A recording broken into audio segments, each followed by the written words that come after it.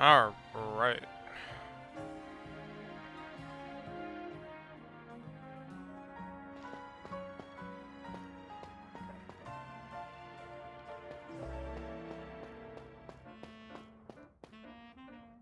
So I haven't played in a while, but apparently there is a new...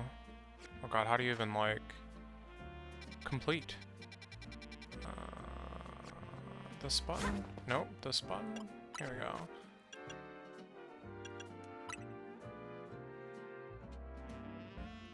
A new season, I guess?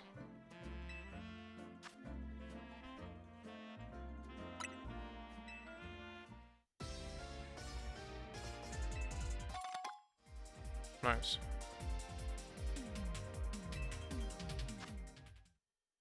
Mm-hmm. Okay.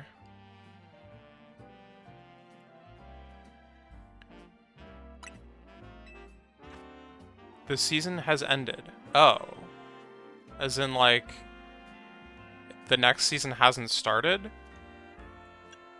Bro. What? Is that a thing?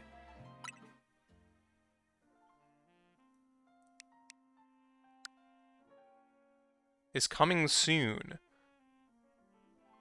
Wow, when was this posted, though? Oh, Thursday, November 6th. Dude, it said November 5th on the website.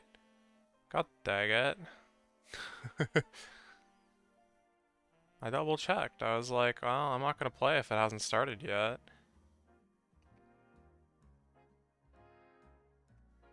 One through 229. Uh.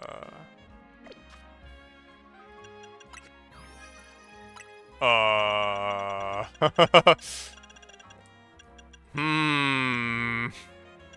I see how it is. Okay, so these bad boys are getting added to the roster. That's scary. I'm sure everyone like in their, you know, cat or whatever is gonna use these Pokemon.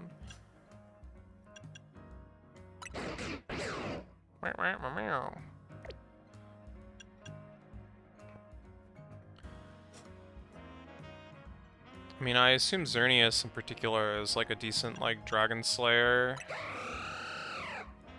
type Pokemon. I don't know what this thing is good for.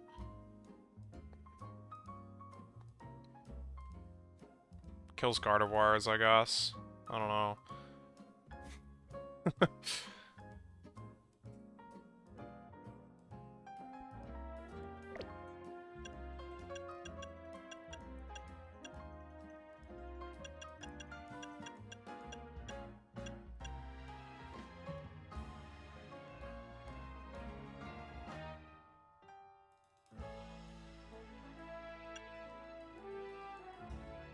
I guess a good Metagross really would be like a pretty smart choice. Maybe. Some kind of a steel type. Are there any steel electrics in this game? I don't think we get Magnezone or whatever. I'm not sure that's really a good choice anyway, but...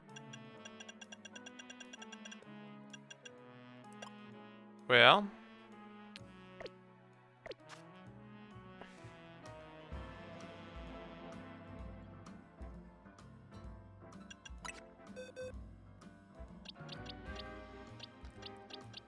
Should I get some more battles under my belt, or should I jump back to Katamari? Level 72.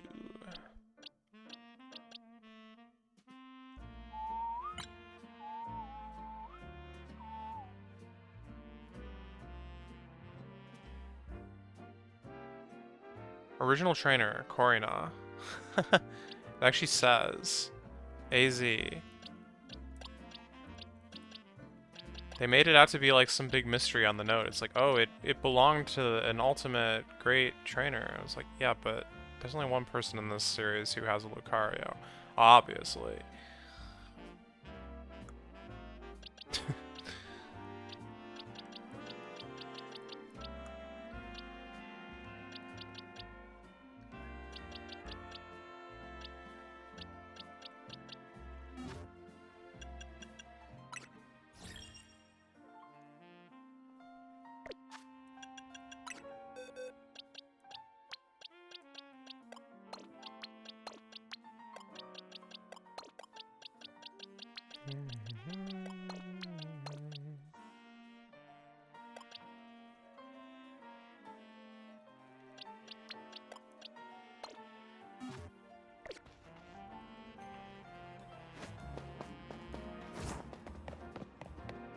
Oh, I'm not healed. That's wild.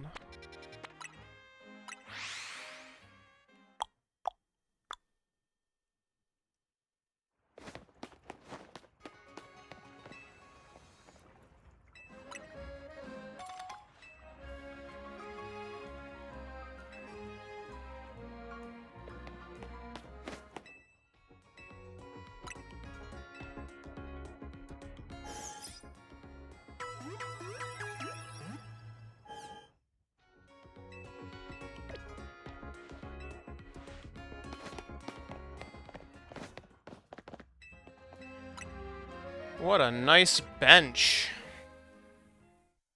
Would be a shame if something horrible happened.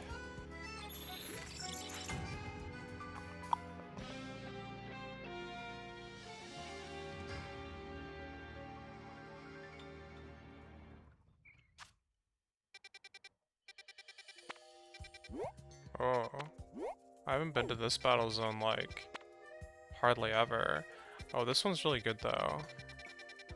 This one's also really good if you get up on top of the building. Yeah.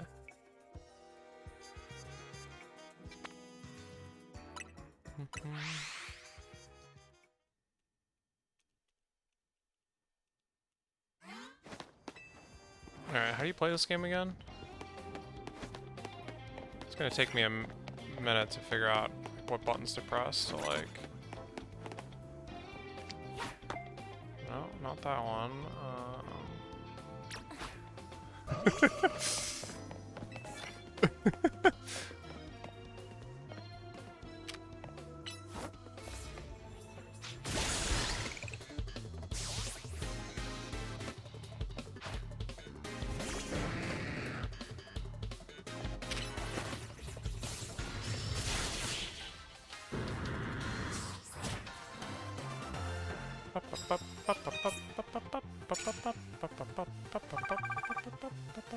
What's it about? Apparently the new season did not start. The old season ended. Those are two different things.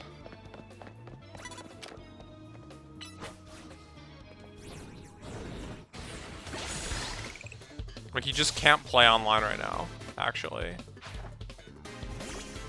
Yeah, basically.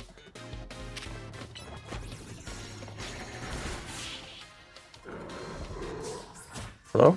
Hey, what's up? I'm streaming. You streaming? Yeah. Okay. What are you up to today? Are you back to ZA? Yeah, well, so I like looked on the website. They're like season 2 starts on November 5th.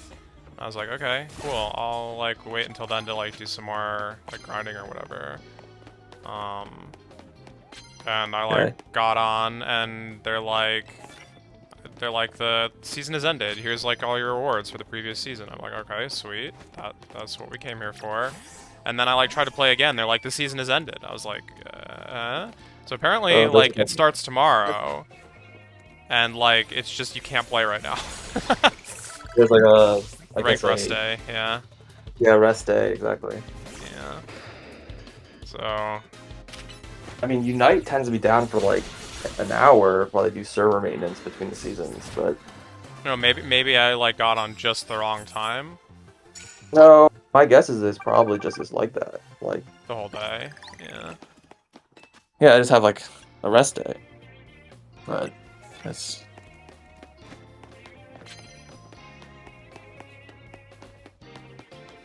So I'm just doing battles, trainer battles, because I need 1,000 still someday, maybe. I went to eat food and did not eat food because I got stuck in like a 3 or 4 hour meeting, so. Oh.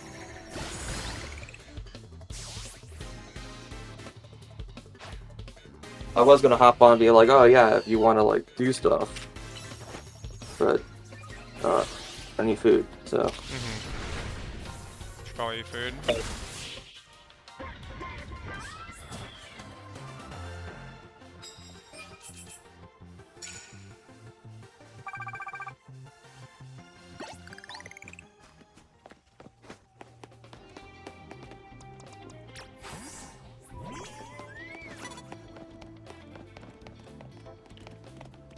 Oh god.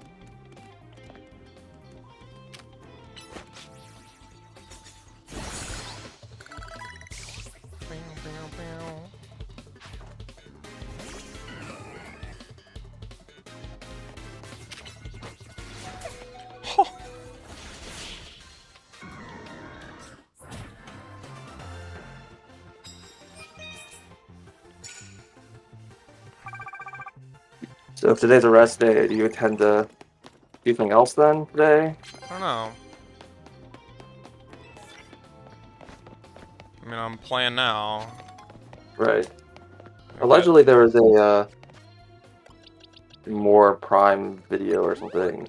Oh, yeah, I have that open in a tab. I just completely forgot about that. I didn't watch it I yet. didn't watch it because the only thing I cared about was the release date, and I have that, so. Sure, yeah. I might watch it, I don't know. I'd just rather go in blind. I mean, I'm sure it's not gonna say anything. Like, it's like a minute long. It's probably just like a... Cryptic video stylist.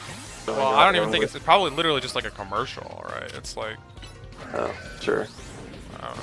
My guess is that's all it is. Is that I like loaded my like following page at some point today, and I saw like Oates had been streaming for an hour analyzing like a 1 minute video. Yeah. Because that's content, baby. Yeah.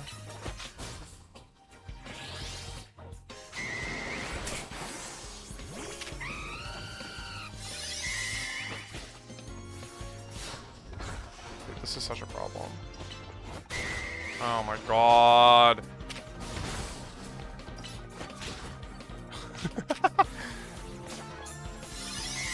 The only reason why I would watch it is if there was anything interesting people wanted to discuss, but if it's only a minute, I doubt there's anything good in it.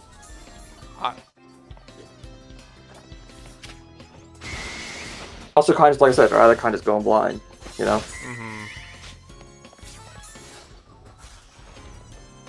Dude, Double Edge is dangerous. For the Pokemon using it. Jesus Christ.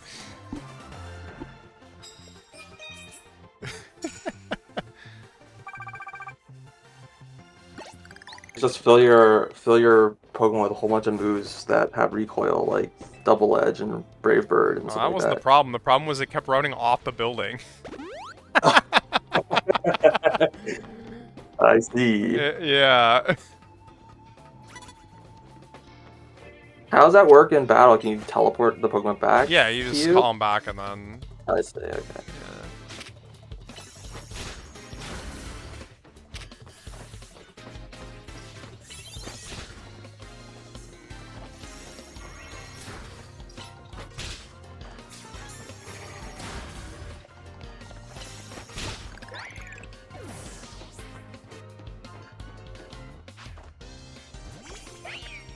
As far as I can tell, the only difference between the current season and the next season in terms of like the rules or whatever is that Xerneas and Yveltal are like legal.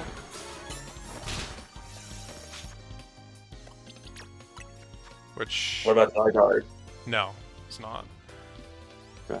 Yeah. I'm surprised they changed the rules at all, to be honest. I just assumed it's just like a rank reset or whatever.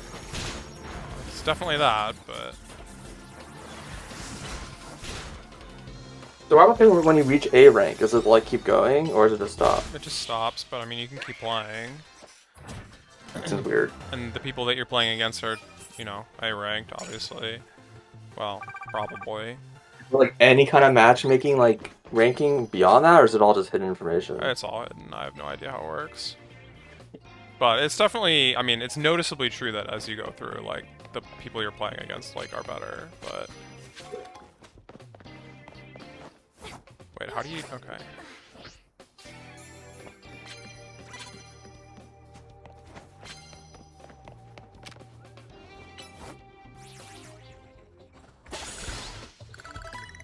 Are there any multi-hit normal attacks?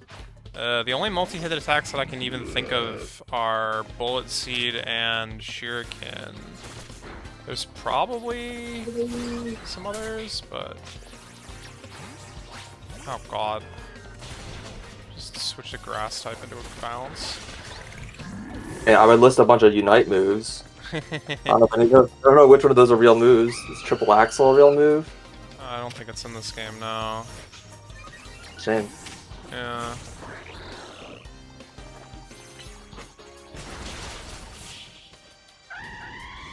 Like, I don't think, like, Double Kick or... Oh, Rock Blast, that's another one, yeah. I mean, what about AoE just stuff? Oh, there's plenty of AoE. Yeah, because like I'm sure there's like Earthquake. AoEs that just like leave a ground effect or whatever. Yeah, traps and there's well, every move is unique. It's kind of crazy. Like they all have their own like kinds of like hitboxes and range and behaviors, and I mean, a lot of them are similar, obviously, but they're all different. So like more than just like the damage numbers or the cooldown or whatever, there's reasons to choose, you know, one move over another.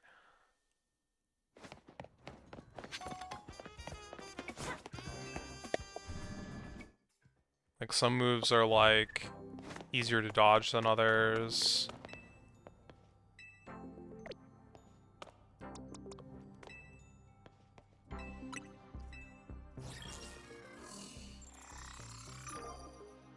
Oh yeah, I never did rematch this guy.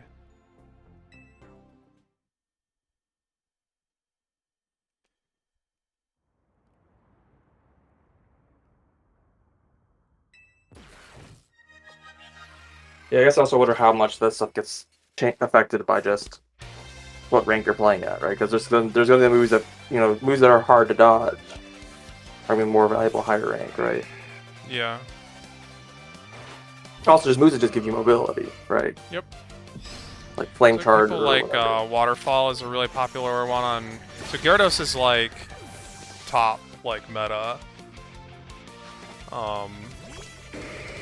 And yeah, it has Waterfall, and that is like a charge attack. It just like takes you from. It goes really far, especially if you're like an alpha.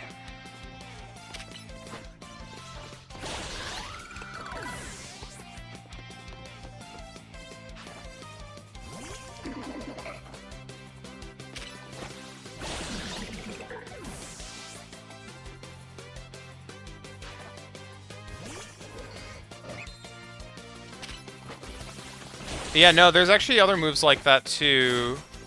Like, even something like Flamethrower or Ice Beam or whatever, if it's coming from like a Gyarados' mouth, and you've got like a really tiny Pokemon that's right next to the Gyarados, it actually can't hit you. It like can't angle it down enough to like hit your Pokemon. So I guess there's some like specific like matchups between Pokemon because of like their physical size. Yeah. Well, and Wait, there. is size like act a Yes. stat too? Yeah. Yes. Okay. Yeah. So Like if you is have it good alpha to be big Pokemon, or small? it depends. Yeah, there's some Pokemon that want to be alpha, there's some that don't, and yeah, it's interesting. It's kind of messy, but it's interesting.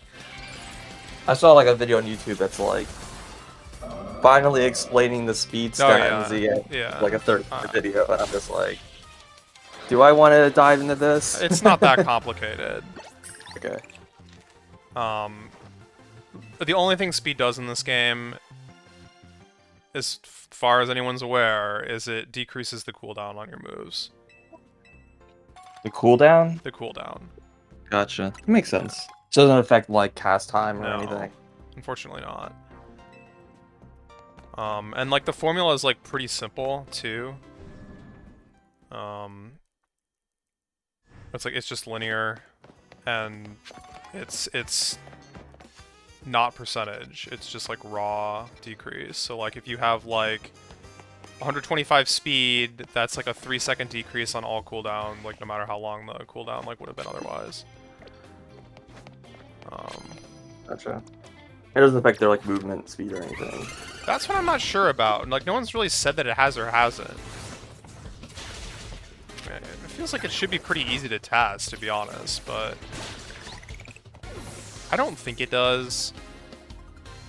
Well, based off my knowledge of people testing how speed works in a Mario Kart, it's surprisingly hard to test. Yeah. People are like, "Oh, this is how it works. I did a test. Here's a video," and then people come back is like, "Oh, actually, there's like some variables that you're not accounting for. Like if you do the same test in like a different location, then the results are different or whatever." Mm-hmm. Yeah.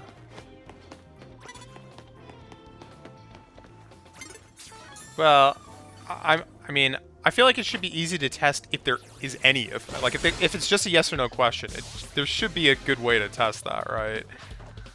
But Well, the actual like formula is like the problem that's is that like you'll do like I've just drive straight down a road and it doesn't matter. And it's like, well, yes, but like maybe they accelerate faster. So like going from a stop to a movement is slower or whatever. sure, yeah, So there's like these weird situations that like if you try to simplify it too much, I might seem like there's no effect, but there actually is an effect because ow.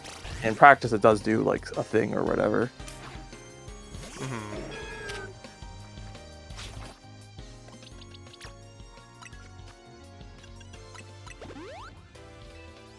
Yeah, this Glaceon is definitely a glass cannon, as the name kind of implies. It's also like my hecking ace in online battles, though, so... A lot of range moves. It's... Or this typing is good. It's basically anti-meta, yeah. Everyone's just dragon type right now, or what? Whatever, yeah. Well, Dragons I mean... There's a lot of dragons, there's a lot of, steel, and there's Gyarados. Glaceon is just like the ice type with basically like the highest special attack stat. So Interesting. if you're going for, I think if you're going for just like raw glass cannon that like hits those things hard, it's kind of the answer. But and yeah, I mean I had a lot of success with it when the matchups were good. They weren't always good. But it also gets freeze dry, which a lot of ice types do. But freeze dry is a pretty unique move in that it's an ice type move, but it also hits water types for super effective damage. So if you use it on a Gyarados, it's a flying type and it's a water type, so it does like ×4. Like an electric attack would, even though it's hacking ice attack. So it's, interesting. Yeah, and like a lot of I've seen quite a lot of Fraligators. Fraligator comes out and hits that super effective. Even though you're an ice type, so it's like.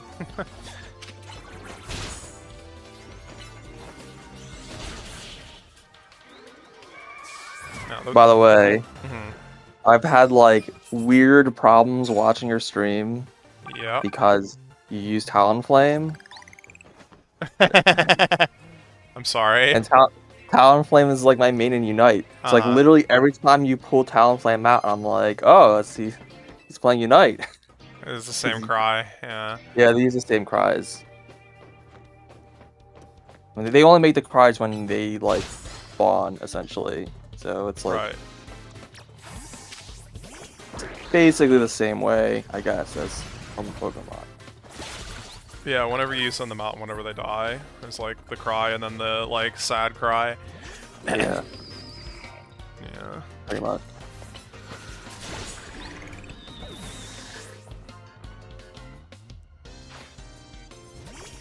Although these days I've actually been almost entirely playing Leafeon, not Talonflame.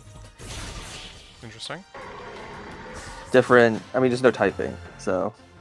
But they're both the same, like class. Yeah. Role. Yeah, so like they're pretty similar, but playstyles are different. Right. But they're like Pokemon that have like extremely high attack stat and very low defense stat. So you want Glass Cannon, those are those. And they usually have very high mobility. Does Unite have like a physical special split in terms of stats, or does it not even have that? It does, yeah. Oh, okay. So it's physical Glass Cannon. Generally, it's not like a hard rule, but usually Pokemon that have like low special defense also have low physical defense. Like they are different stats, but they tend to be kind of like correlated in some way. But the attack stats aren't. So like your Pokemon, you have a physical Pokemon, it's gonna have, you know, high physical damage, and your special damage is like really low. But that's mostly irrelevant because none of your attacks use special, so Right. it doesn't. Yeah. It's mostly relevant because, like, any items, because you can bring items into battle. Mm-hmm. You have 3 held items, and then there's a whole like emblem thing or whatever, and those like affect each stats differently. So like, there's certain items that are only good on physical attackers or special attackers. Sure. But the split between physical, special, defense, like, sort of matters. Like I said, it's not always. Some characters just are higher and lower than others, and but yeah, usually like things will like, you know, if you use a special attack, like there are like a few things that will like specifically target like a special defense versus physical defense kind of thing, but Right. like Flick Spoon I think does special only. But yeah, but most things just kind of, it's not really a thing I really think about very much. Sure.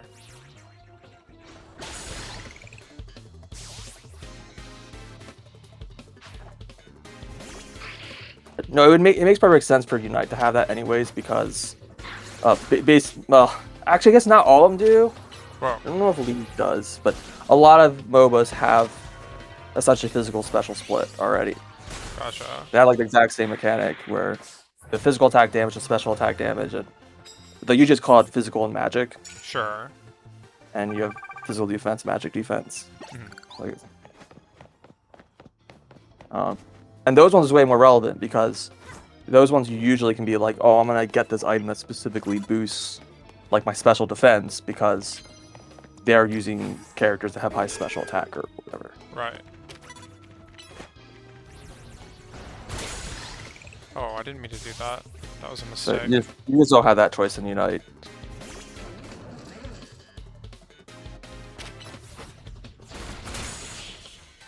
Just wasted a card. Oh well. It's only 2,000 points. But yeah, the speedster class that I usually play tends to be kind of more of like a assassin role kind of character. Mm-hmm. They try to basically outposition the enemy team, pick off someone on their back line, because there's other characters that are like high, like ranged, like basically all speedsters are all melee for the most part. Gotcha. So there's also like high damage special attackers that are ranged with low defense. Mm-hmm. And they're supposed to basically, they're in the back just throwing damage at your Gardevoir and your Pikachu and whatever. Mm-hmm. And you need to have your like Snorlax or whatever being the wall in front of them. Yeah. And the speedster basically just tries to get in the back line and kill them. That's kind of like their deal. Makes sense.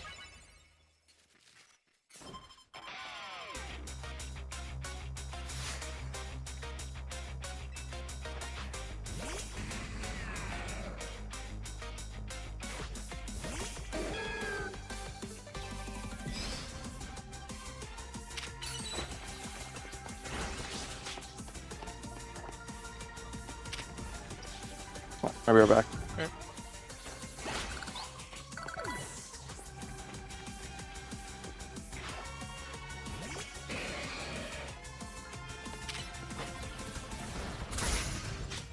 Touché.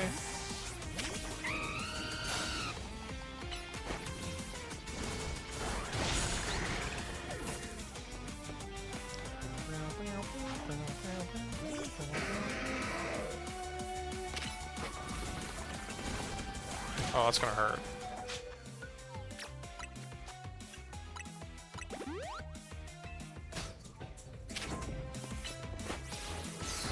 Ow. Oh, for crap's sake.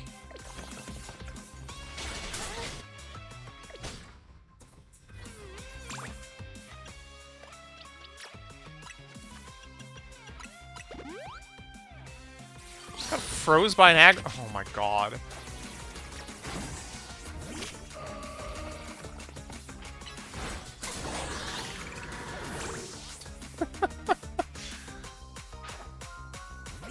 Oh, that could have gone better.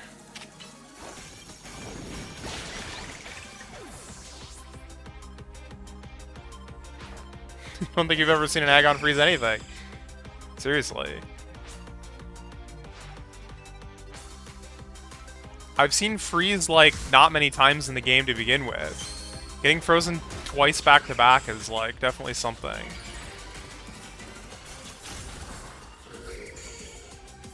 I've gotten frozen like maybe a total of 5 times in the entire game. Touche, but I've got another super effective attack in the back line here. Oh god. Okay. Wait, so what does a shiny Mega Skarmory look like? Back. Alright.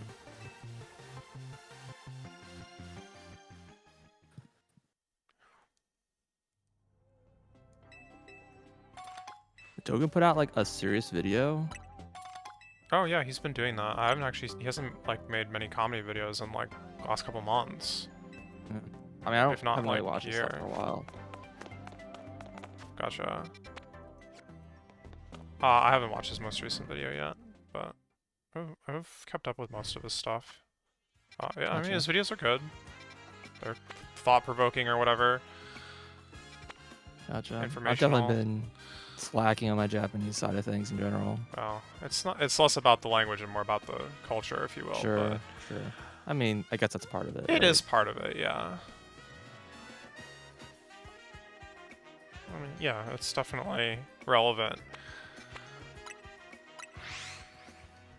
But yeah, what time is it? We got like a quarter of the night left. Alright. Whatever, just fight me. You know. Yeah, I've got. Have you seen Cadence's most recent video? Yeah. Yeah. The one on. Irrational I time meters or whatever. Yeah. Irrational, rational time meters. Yeah. I mean, it's a good video. It was interesting. As all of her videos are.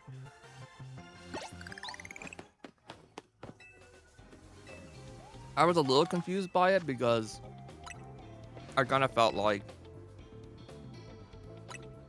as someone who's not a composer, so this means 0.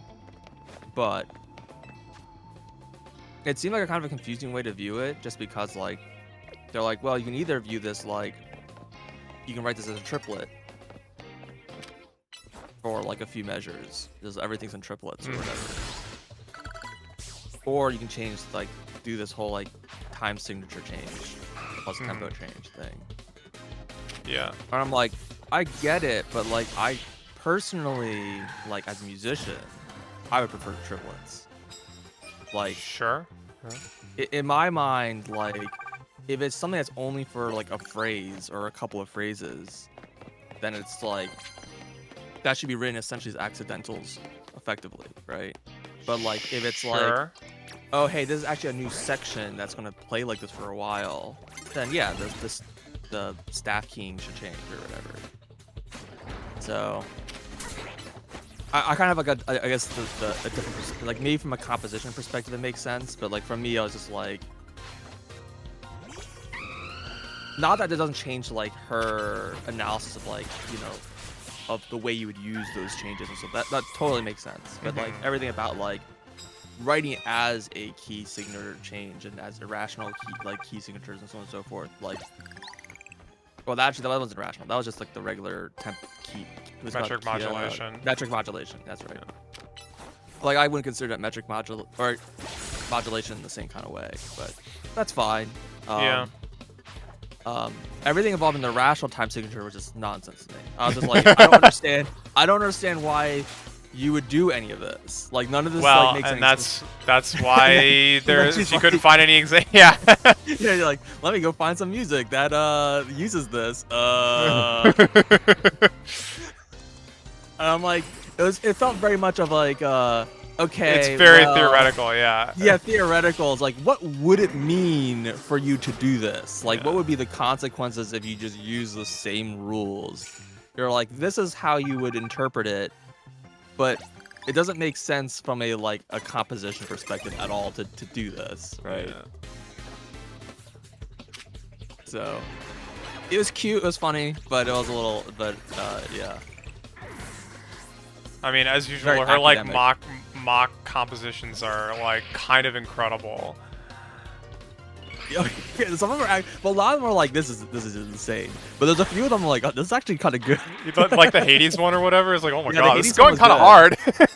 hard. Well, part of it is that like she didn't compare it to the original because the original. I don't know what the also original goes sounds pretty, like. Yeah, the original it's actually fair. already goes kind of hard, right? So, Yeah. but I was like, well, listening to it, I was like, no, this like it felt like it made sense. Yeah, With like yeah. how it was done. Some of the ones were like, oh, that was kind of weird. Yeah. Well, I don't know. It's just hacking And of course 5:3 a.m. or whatever. Did you see the title of that one? Yeah, and of course you have the her outro. Every time, yeah, yeah. Her outro, I guess, is her like this is her irrational key signature or whatever, using irrational numbers. This was just like, what is even happening in this tempo? It's just like, yeah.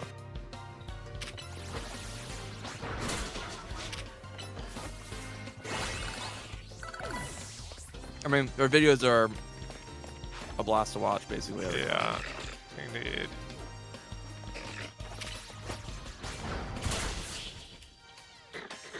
But they are getting like further. I mean, obviously that's kind of the point of the video, right? This is handling the things that aren't used in music, but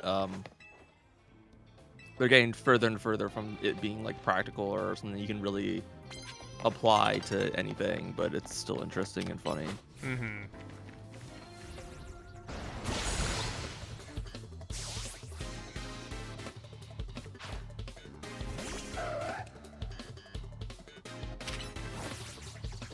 I mean, to be fair, most of the video was spent on the metric modulation, which is definitely, you know, real and relevant, but...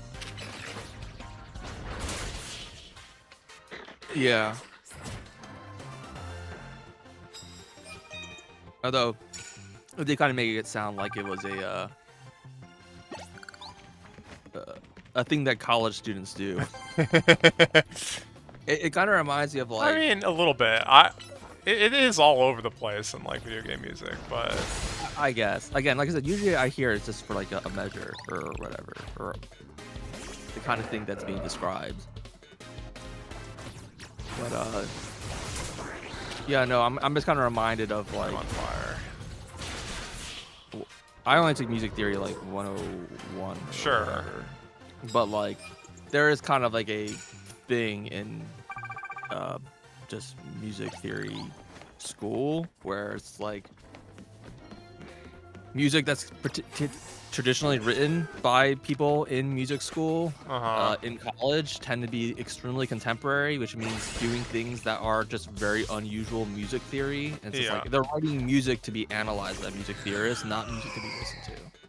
Mm-hmm. Which is like it has its niche. I'm not gonna say there's like no value in that, but it's not like music that anyone would want to, you know, commission, right? Sure.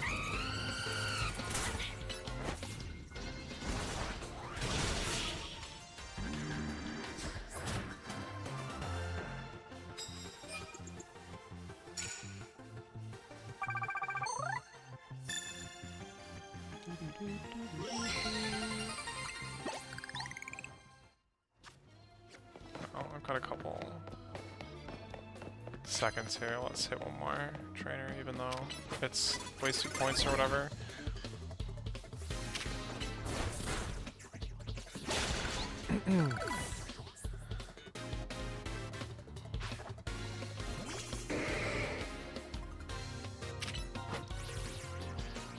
I don't know. I think my favorite video is still going to be the one on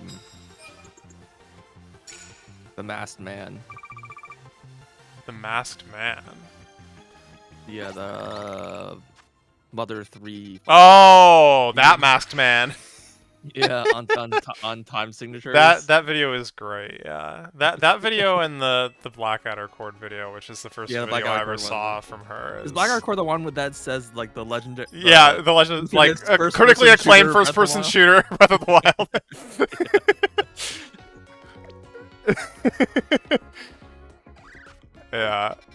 Still called that one.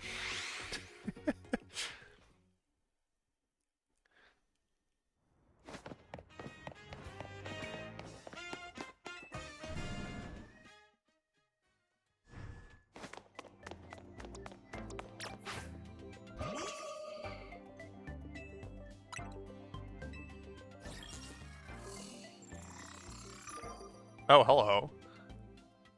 Wait, I thought this was supposed to be number 20. Uh-oh.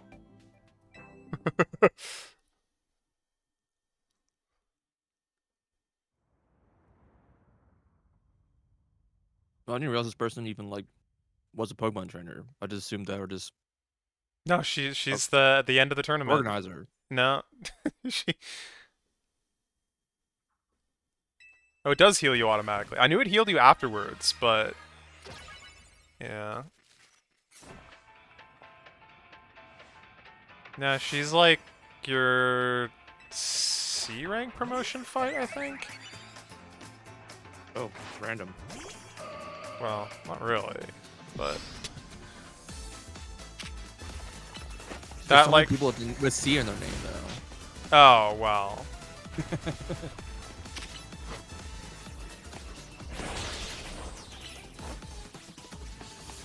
Because that would be like the real surprise. Like everyone's name is like the letter of the alphabet, and then like They did there's, do like, that until like why? and then like yeah, and then like one person's just like out of place, and they're like a surprise because you didn't expect them to be like the top ranked person or whatever because they weren't an A ranked name.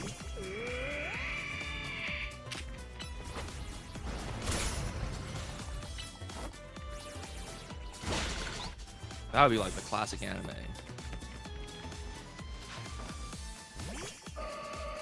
I can't even remember like who the A rank like promotion fight was anymore. I'm like brain dead. It's been too many days. Isn't that the one where you just fight against the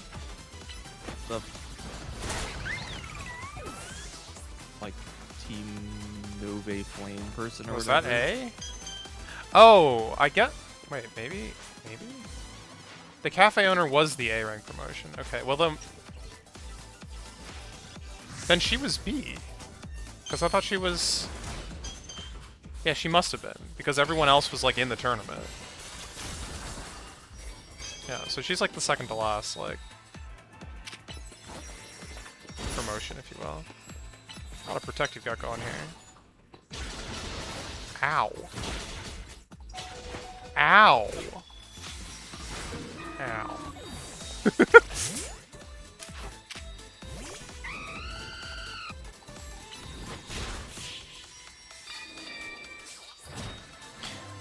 Supposedly, the rival fight at the end of the game, like before, like to decide who like climbs the tower or whatever.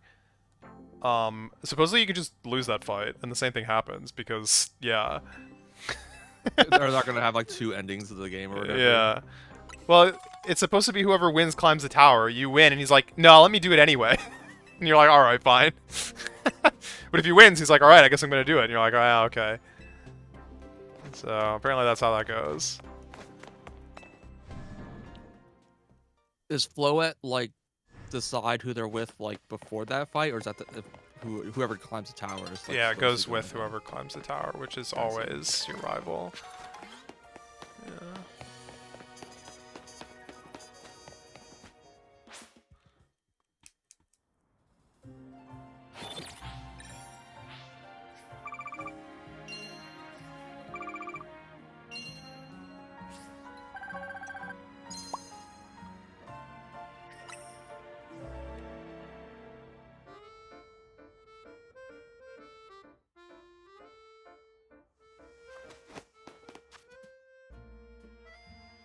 But yeah, I don't know, it's interesting. The way that the game is structured, there kind of ends up being like 8... I mean, they're not gym leaders, but 8 like type-focused like characters that you basically fight in order. And And then the champion who's your rival. basically. And then the Team Flare stuff just kind of gets stuck in there, and Lysander exists. It's like, I guess, a post-game fight. I would say that Lysander just is kind of like a random add-in, but he kind of is the same role as he is in X and Y. Kind of? It's kind of just like cryptic and around all the time. You're like, okay, dude. Yeah, except this time he's just cryptic and around. In that game, he's cryptic and around and just very blatantly evil. Yeah, now he's amnesiac. Somewhat.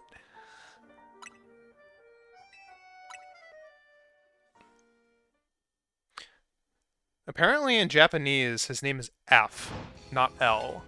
I don't know what his, like, actual name is, why it gets abbreviated to F, but...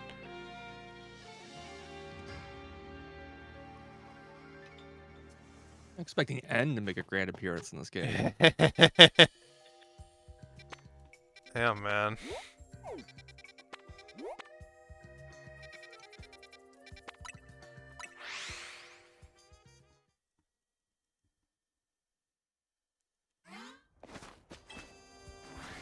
Everyone's like, oh yeah, the reason that you skip to F in the ranks is because it's F for Floette or whatever. You know, Z for Zygarde, A for the tower's name, Angie or whatever the heck it is, and then F for Floette. And then there's some like random Japanese guy who goes into the comments. He's like, actually, that's Lysander's name in Japanese, and everyone's like, what the heck? Why?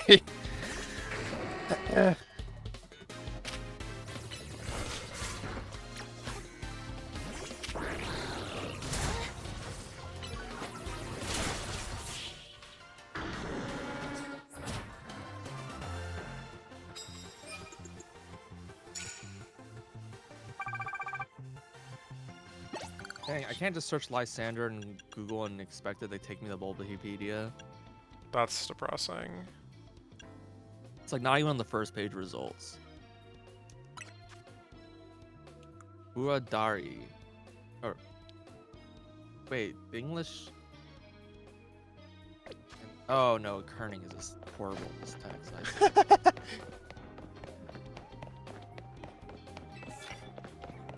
Oh, that's not gonna happen. I don't know what that's supposed to mean. What did you say it was? Furadari or Fuadari. I don't know if in the they're using an L not an R in the. Oh sure. But I don't know why.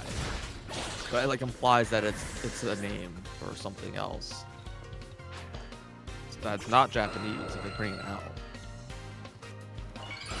Right.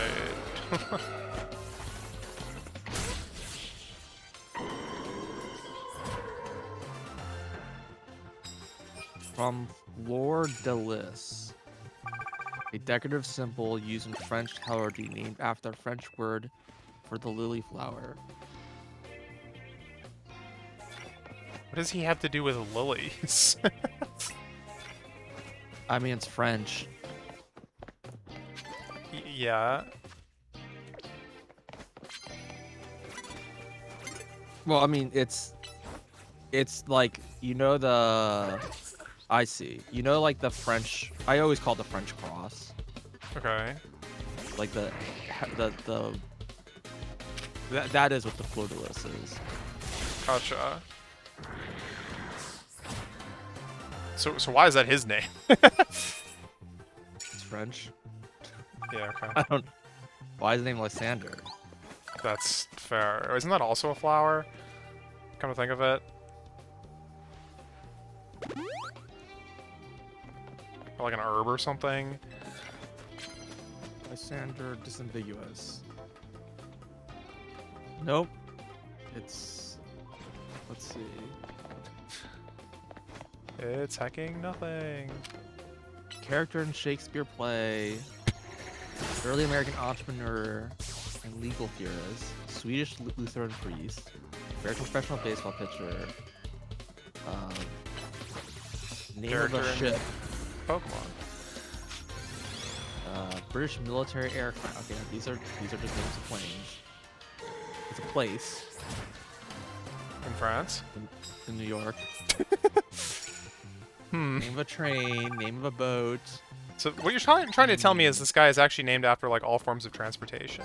Yeah, apparently he I think the main place he's from is he's a Spartan admiral, apparently. That's very cool. And everything's like seems to be named from that. I don't know what that has to do with France. Yeah, I don't know. Weird. The fact that they like localize every single name of every single character in the Pokemon games to just a completely different name always for everyone is very strange to me. Yeah, it's I always don't know been why very they do that. confusing. Just keep it in like every like game is supposed to take place in a specific country. Just use that name, right? Yeah.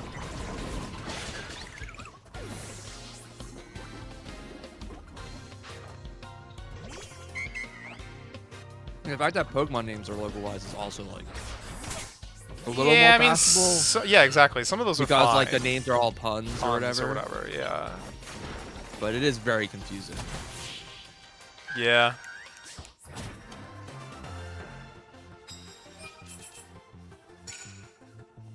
I can only seem like well we do it for all the Pokemon. That's like hundreds of characters. Why would we do it for like? Wait, what the heck? Humans?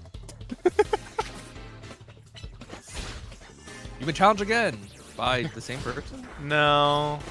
Somehow I was like on top of this character though. I didn't even like see him.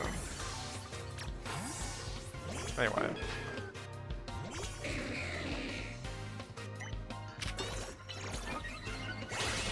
Dang. He's a hacking tank, man.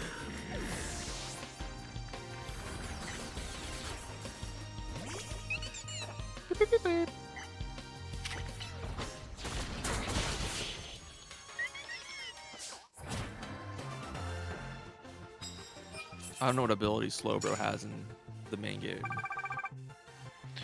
but in Unite, Nothing of note, but go on. Yeah, so Probably Unite, Oblivious. yeah, he's got a move called Oblivious. Yeah, okay. Yeah. But Oblivious does is that like basically all recent damage he's taken, he like constantly heals like back. Huh. Yeah. No, in the mainline games, Oblivious basically makes it so that it like ignores stat changes. That's like yeah, that's not really a thing. I mean, there It's- are like things that boost your stats, but it's not a lot. It's pretty pretty useful for like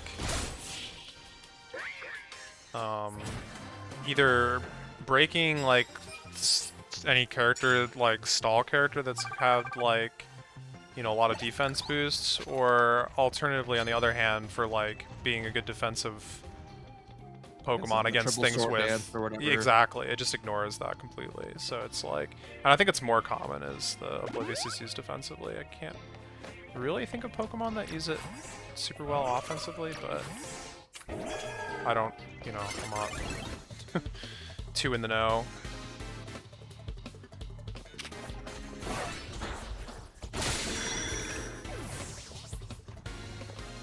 I think it works like both. Like you ignore your own stat changes as well, so it's kind of like... Wait, am I talking about Unaware? Uh-oh. Yes, I am. Wait, maybe Oblivious is your own stat changes? Maybe I'm completely crazy. Uh-oh. Looking at Oblivious.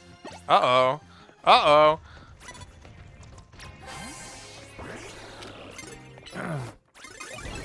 Whatever Dondozo has. Also known as Donkai, which means thick-headed. Yeah. Cannot be affected by infatuation or captivate. Wow, that's pretty useless. Well, that's if infatuated Pokemon gains the ability, it's cured. Man, the super niche, like... Yeah. Yeah. If you're holding Destiny Knot, the Destiny Knot will be activated before Oblivious triggers. Okay. So that's just Oblivious? Yeah. Let's see, and then it has like Gen 3 has no effect on Intimidate Taunts. Gen 4. Yeah, there's just various things. There's Yeah, and Gen 6 and 7, and now prevents a taunt. I mean, that's pretty good.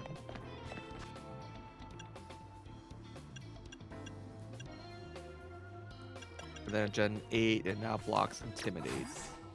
That's also pretty good. So they've buffed it a few times, Yeah. it seems. Gotcha. So yeah, everything I said was unaware. Gotcha. I don't exactly remember. That is a little confusing, that Yeah. this words mean the same thing. Yeah.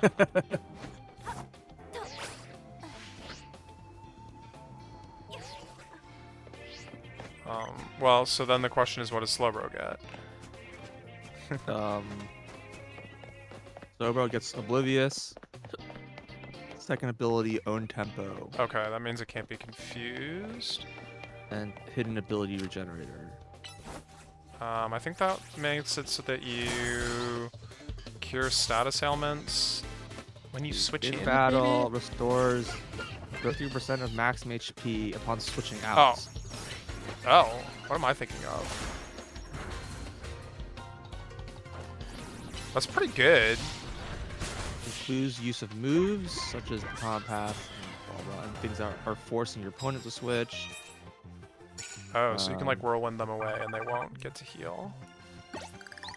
No, I think they do. Oh, includes or excludes? Yeah, includes Oh. includes through the use of moves that switch the user out, and moves used by opponent Pokemon that forces the switch. Gotcha. Okay. Yeah. Occurs opponent abilities not being suppressed. Pokemon that use the ability Trace or Roleplay restores HP when it switches out. Whereas a Pokemon with a generator but has been affected by Gastro Acid will not. Sure. It's like so many like weird Yeah, interactions. I know. Heal Block does not prevent regeneration. Oh. Okay. Again, there's a lot of interactions. Yeah. I mean, there's like there's a lot of that where it's like, you know, you do competitive and you're like knowing all these interactions and like knowing what's like the effect of different things are gonna be is. Okay, so what were you thinking of? Oh.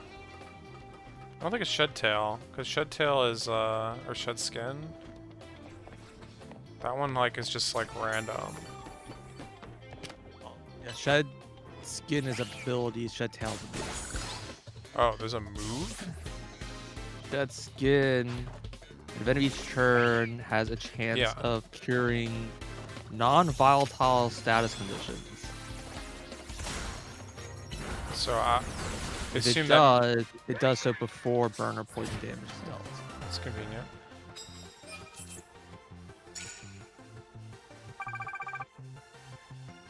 Apparently that number has changed a few times. The percentage? Yeah, from like a third to 30% back to a third, apparently.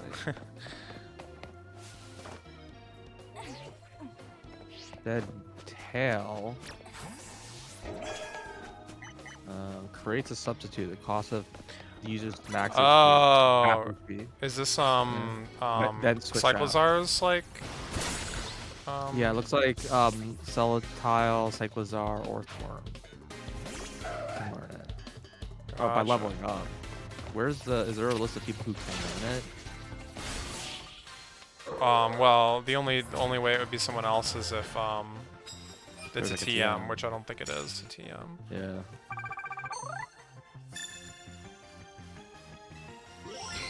So yeah, you switch out Critic Clone. Substitute has a quarter of your max HP. Yep.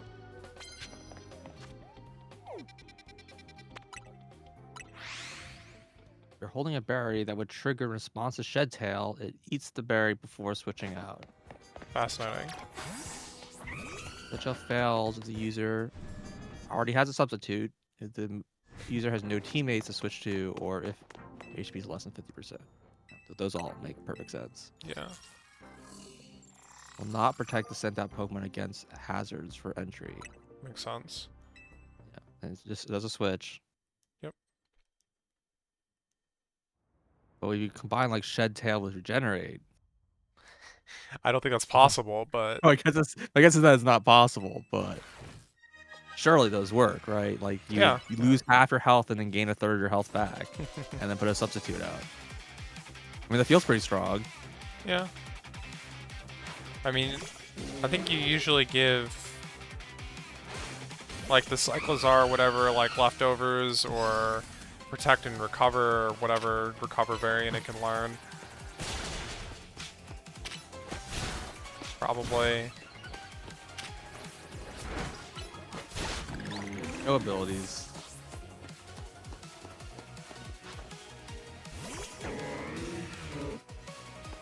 But like at least in 1v1, not double battles or whatever, any move that like causes a switch is like generally pretty valuable.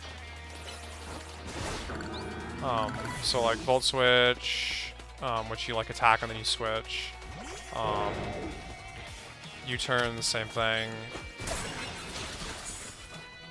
I think like Parting Shot is like a newer one that's like a debuff and then you switch. Like all those moves are like, a Flip Turn is like a water move that does the same thing. It's just damage and then switch. Makes sense. All those moves are pretty good in TCG too. Yeah, they're quite good in like singles.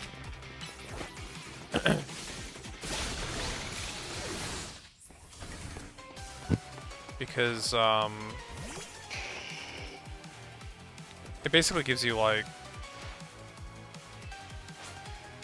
momentum or whatever.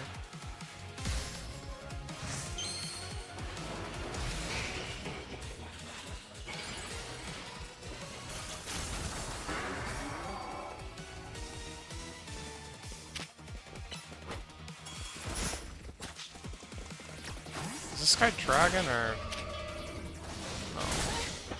I will say something that feels a little weird about competitive in this game being like free for all is how like it's all like last hit kill stuff. Yeah, you very go in and third party as much as you can.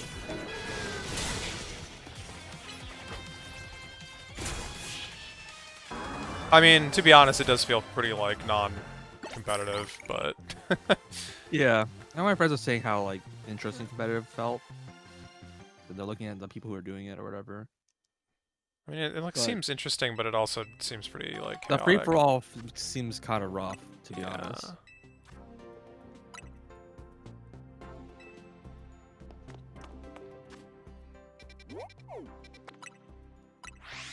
I mean, it definitely makes I think I would have preferred like just a 2v2, right? Where it's like you and another trainer. Sure, versus, yeah.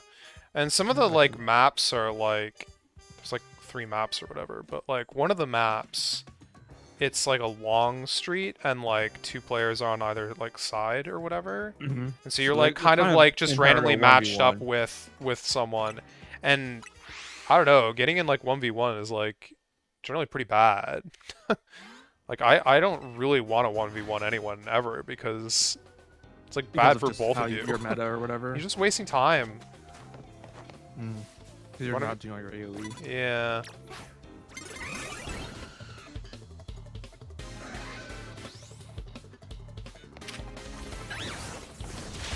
Ow! Holy crap.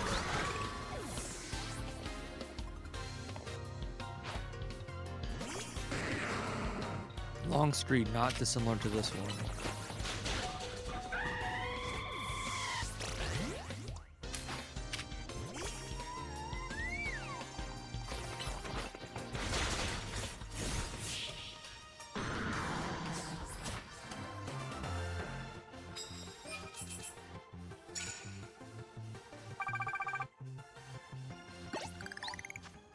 Is my Meganium still Mega? No.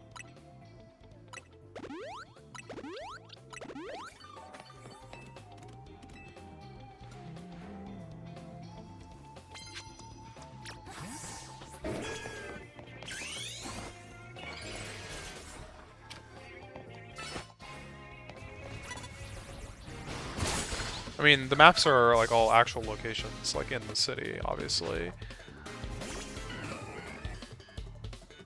which is cool, I guess.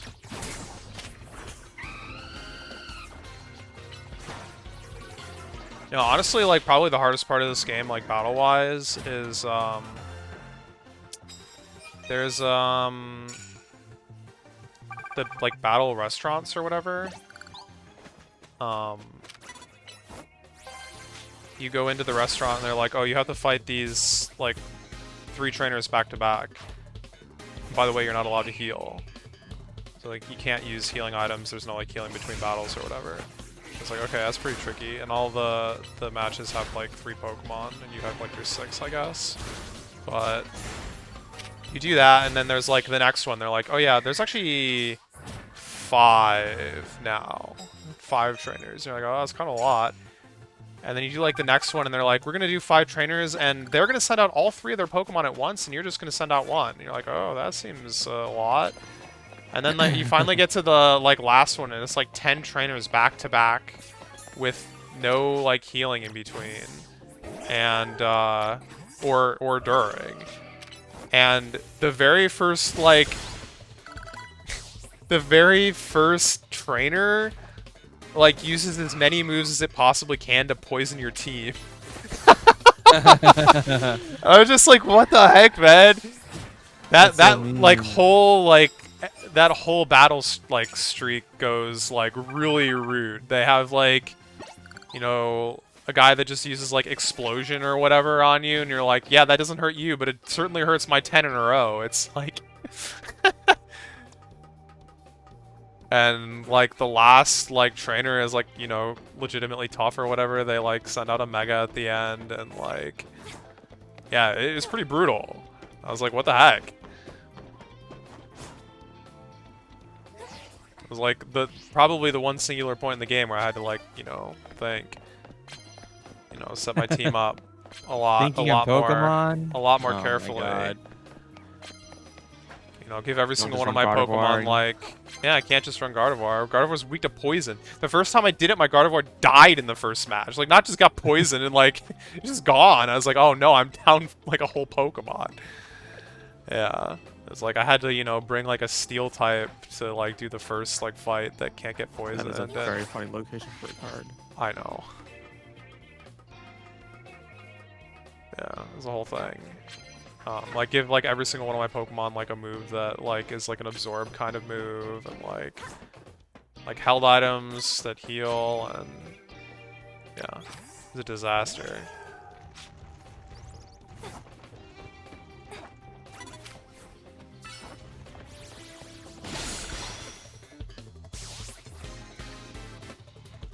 But, like, yeah, I don't know, none of that kind of thought goes into the Battle Royales, unfortunately.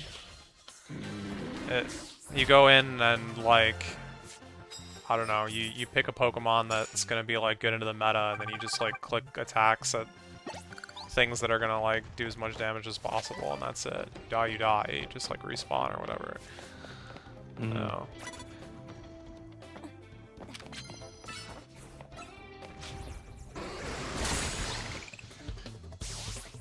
The you know, meta very much is, like, if you can, you know, they can't hit you if you kill them first, basically.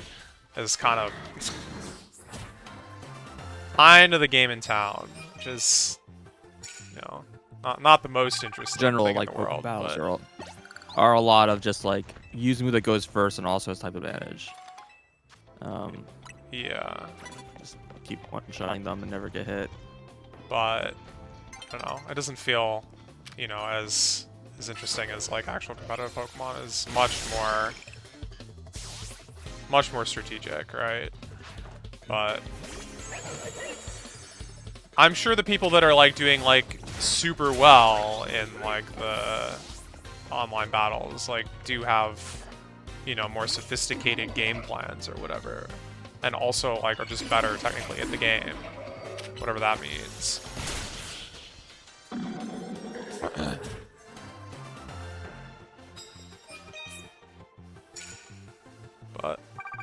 But most players aren't that player, and I'm definitely not that player.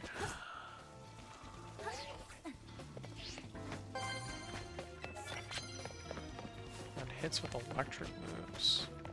I don't know if I can get 5 of those before the night's over, but I can certainly try.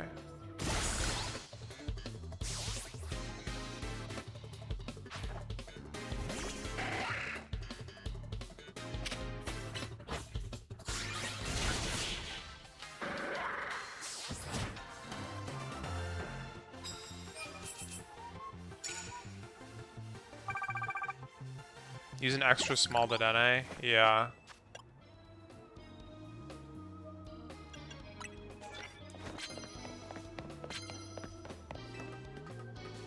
It is definitely the case that, like, most people are bringing, like, large Pokemon to the battles, so...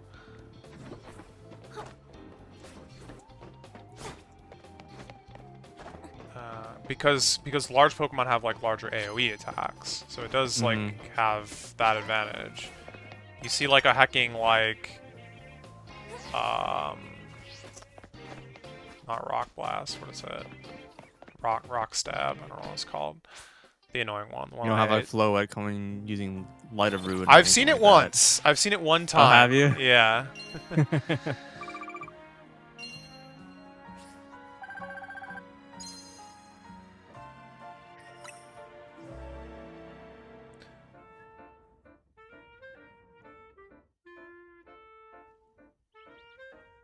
It was a pretty bad night.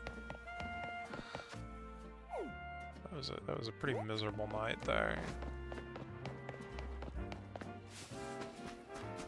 Where's the nearest bench for me to partake in my bench sitting?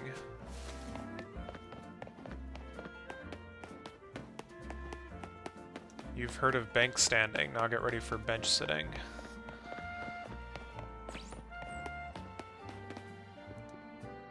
Dude, there's just no benches. I just need to warp to the place where I know there's a bench. The true masters of this game are the ones who know where all the benches are off the top of their head.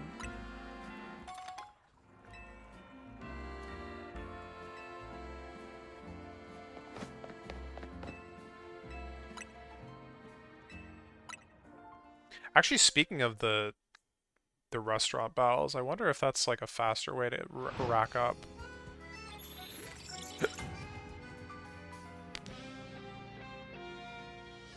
Wild Zone 20.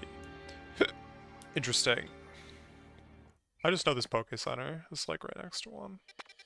Actually, this one is too, but I like this other one better.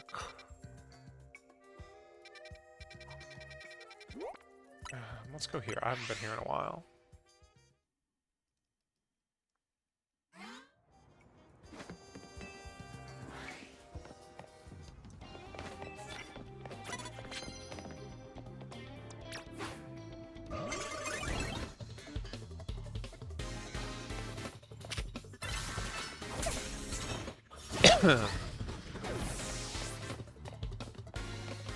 I mean, all that being said, rank battles are fun.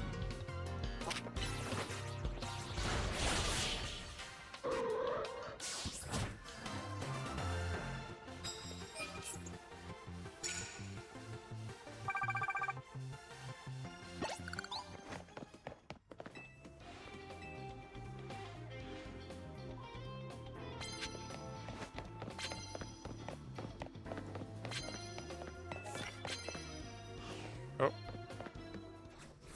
That's not what I meant to do.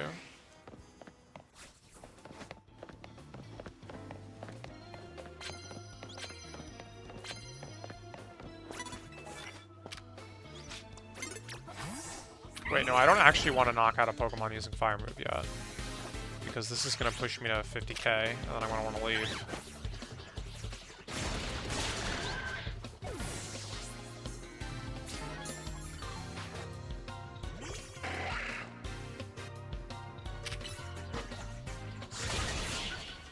Of course, they give me the trainer that's perfect for knocking out Pokemon with the Fire-type move. But, you know, whatever. Okay. No wasted points this time. Well, kind of. I had cards that were pretty unfinished at the end of the last day, but that's fine.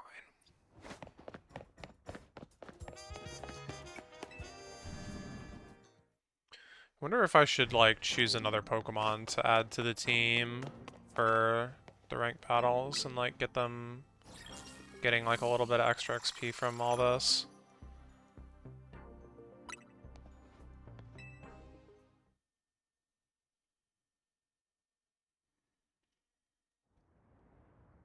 Not that it matters, but if there's any like level up moves or plus moves learning by level up that matter, then it could matter to get them beyond 50.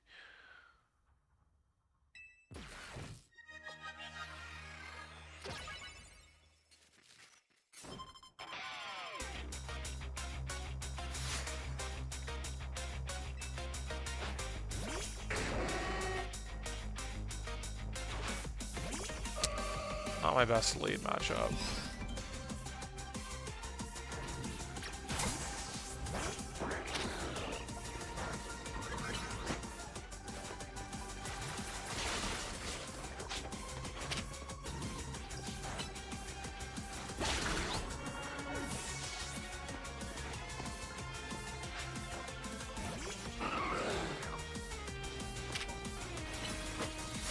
Oh, yeah, there's the gunk shot, or the...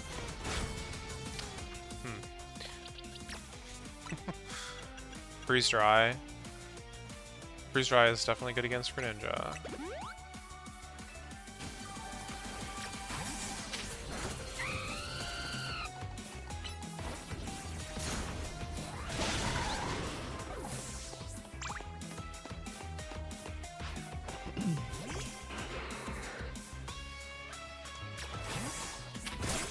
This guy sure does like his strap moves.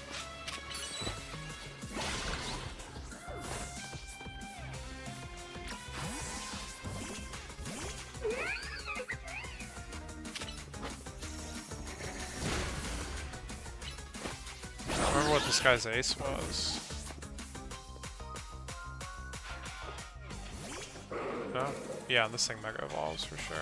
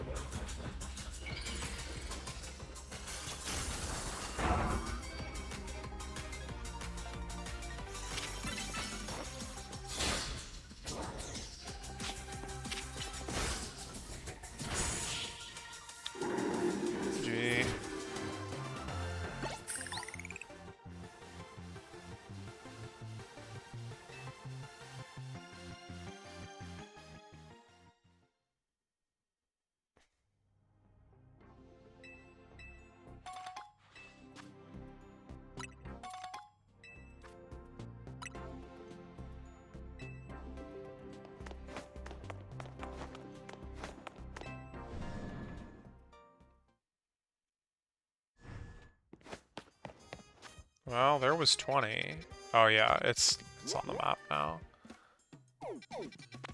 Let's finish the night, I guess. There's more to be done. Yep. At 20. Yeah. Is that the alleged last final for reals, or is it just I keep going? think well, no, it does just keep going, but I think that's the last like reward.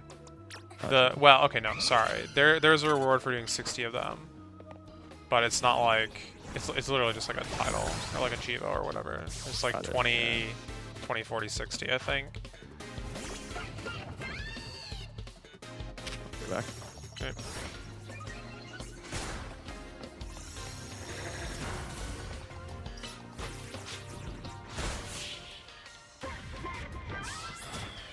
Wait, was that quest actually there at 18 when I fought her, or and just didn't know? Like I was expecting like a phone call or something. I don't know why. It wasn't there. Okay.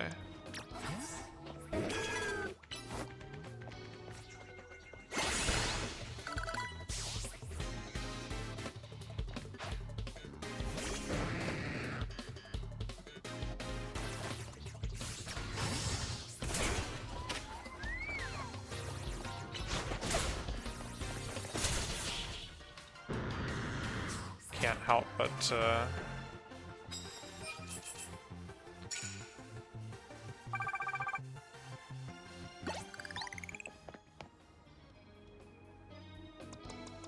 Yeah, I heard somewhere that there was a quest that unlocked at 20, but and that it had to do with her.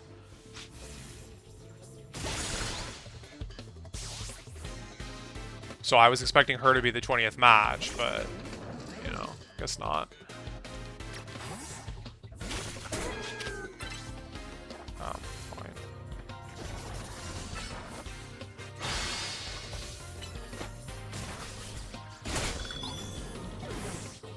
That's paralysis.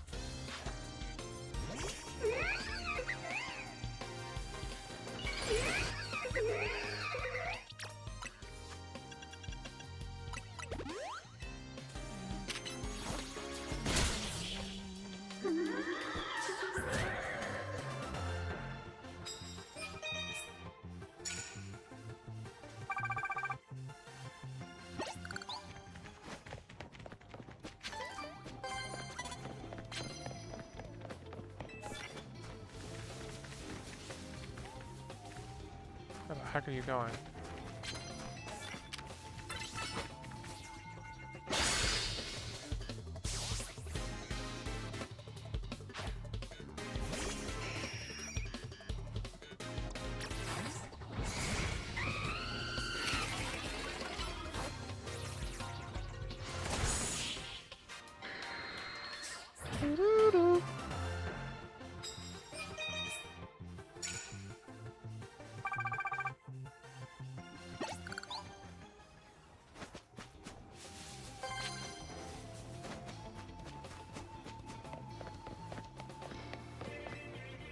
Ah! I was trying to pick up the item.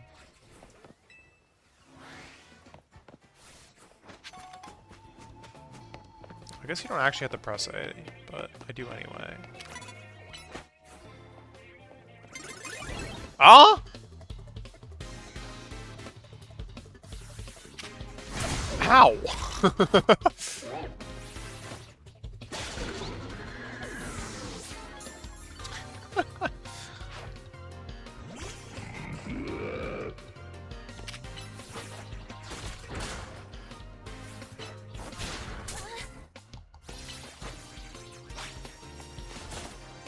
Bro.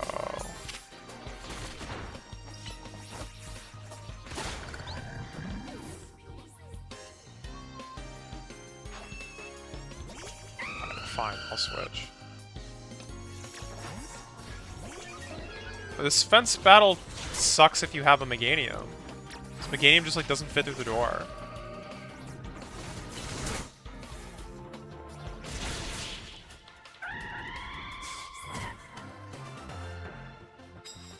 Struggling. Somewhat.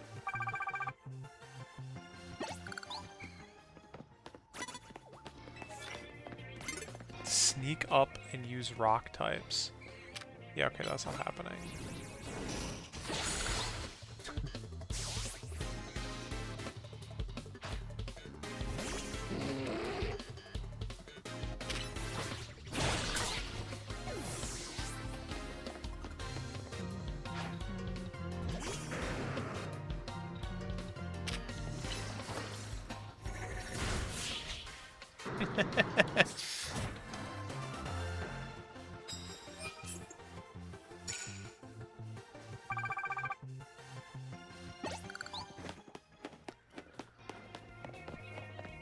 Oh, yeah, that's also not happening.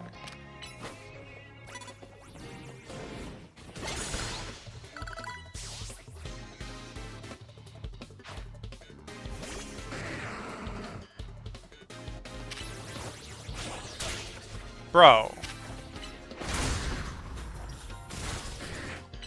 Move has hacking iframes.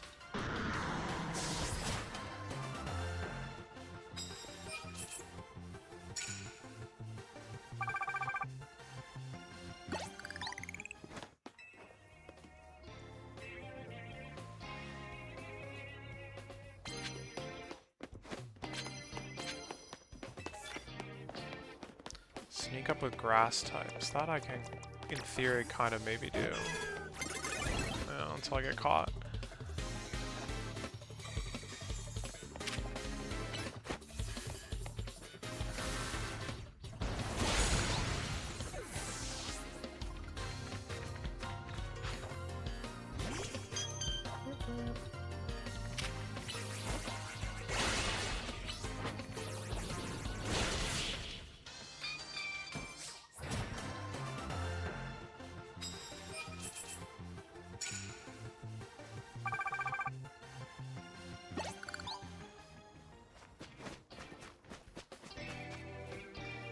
What is the difference in alpha besides just being big? So not technically strictly a difference, but when you catch an alpha, it's guaranteed to have at least 3 perfect IVs.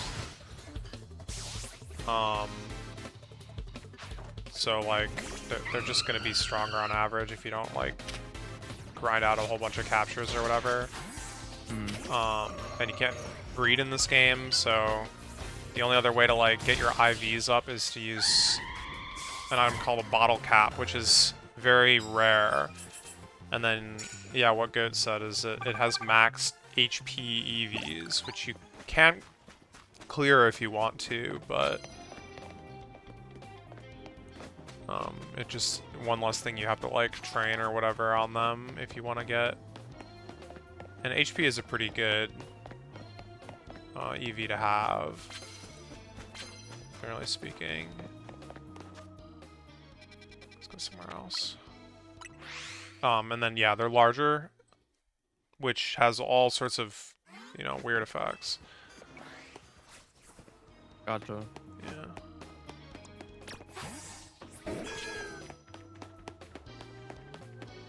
Weird and interesting effects. Yeah, I was just wondering, like, how that ended up affecting competitive versus or whatever.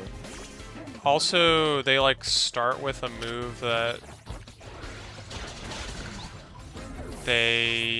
you may not be able to like get as easily otherwise. Although it's pretty irrelevant, I think, in the long term. But like, for example, you could have a like Alpha Magikarp knows hacking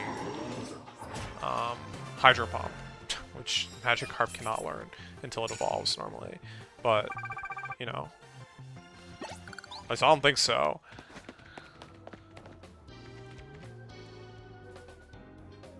I see. But yeah, I mean, in the long term, you're going to evolve it, and then it can just learn Hydro Pump, so...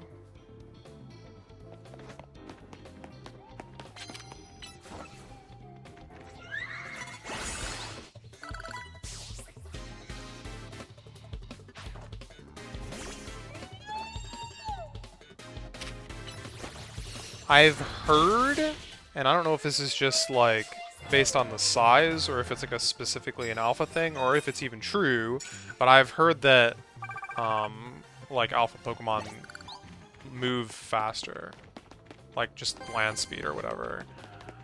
I don't know if it's true. I wonder if size is related to move speed. Right.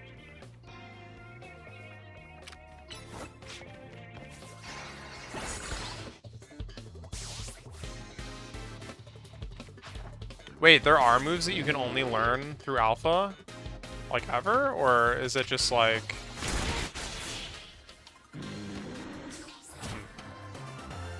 I wonder if there's any like relevant ones. Oh god, wait. Did I just waste a bunch of points? I wasn't paying attention. That could have sucked. I don't know how many points I had. I might have evolved my Magikarp. No, actually, I don't think I did. I think I still have an Alpha Magikarp with Hydro Pump. Could see what it does, I guess, but I don't care that much. Oh god. What's up, nerd?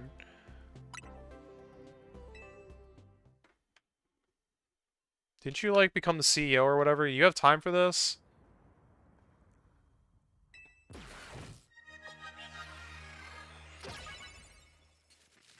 Is this truly random?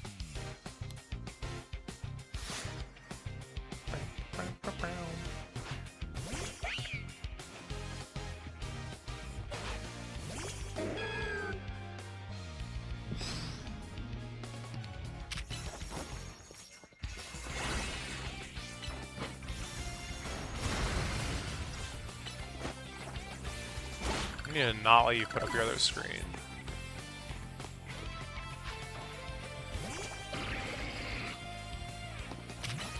Oh, God.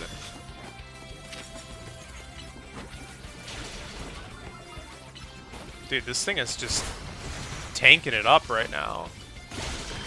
Holy smokes.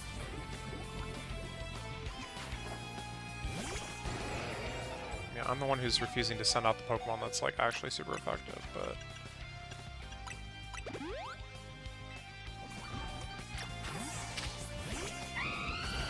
Ah, Stone Edge. That's the move I hate. Bro.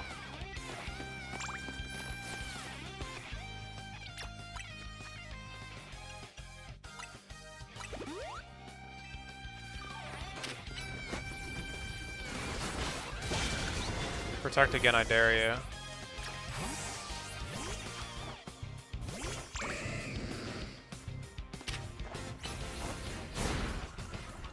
Never fails.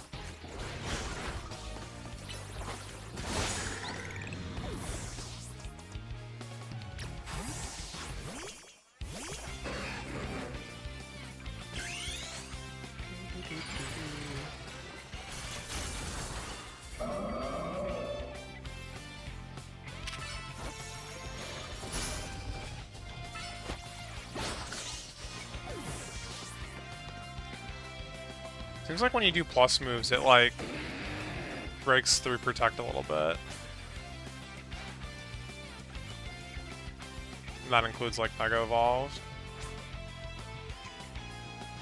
But I'm still not sure if that's actually true or if I just have been like missing the Protect window every time. I don't know, I thought it was just 50% and it goes down by half every time. No. Sure? Not in this game. Oh, in this game? Oh, I don't know. Well, normally Protect is a complete protection, and then if you try and use it two No, but turns it in has a like row, it has a chance of failing. It doesn't... Yeah, the Reduce chance of failing goes up every time you use it Yeah. in a row. Yeah.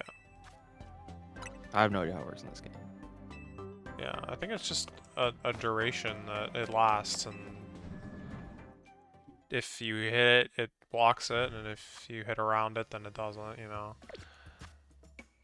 But...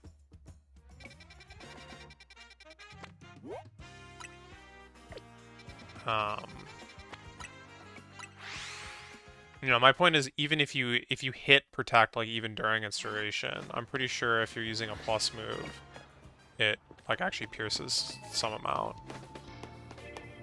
That's what it seems like.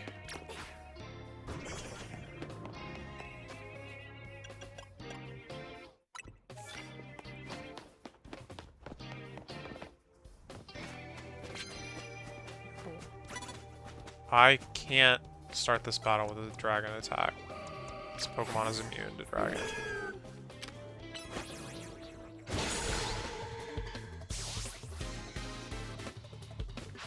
I would know.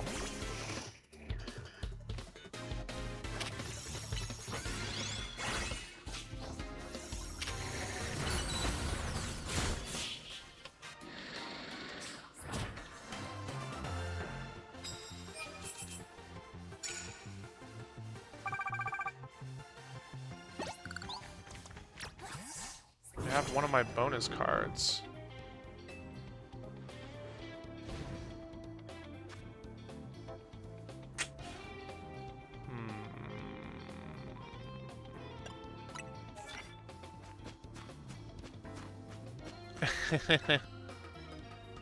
Mindlessly grinding battles, yeah.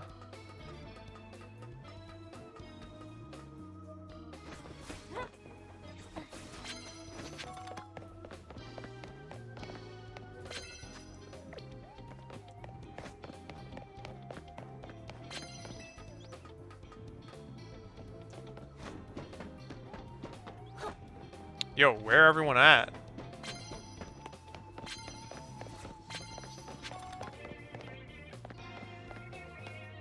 Another fairy type that I can't, like, hit with a dragon attack.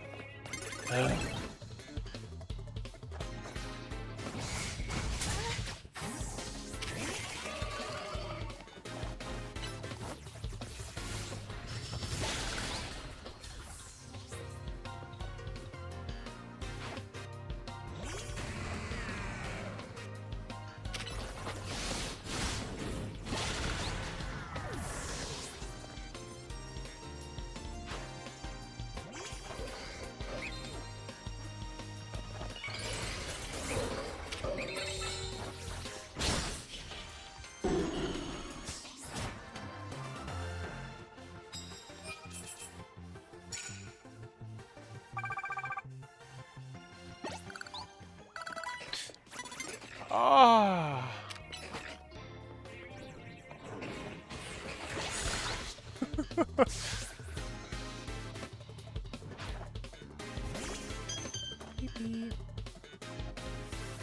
Haha, you can't reach me.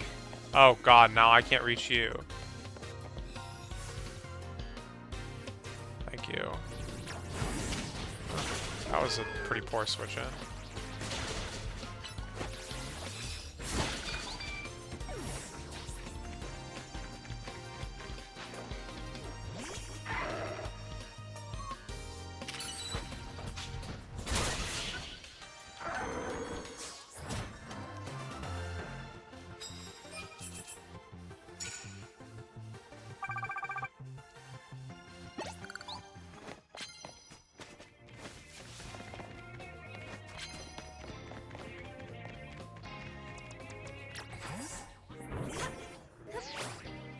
So many cards and so few trainers for me to use them against. It's another fairy type! Dude, let me use this dragon guy.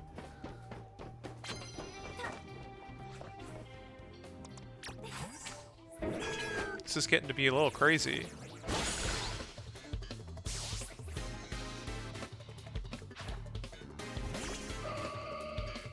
Found like the fairy gym right here.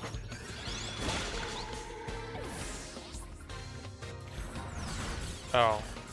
Is that what they used?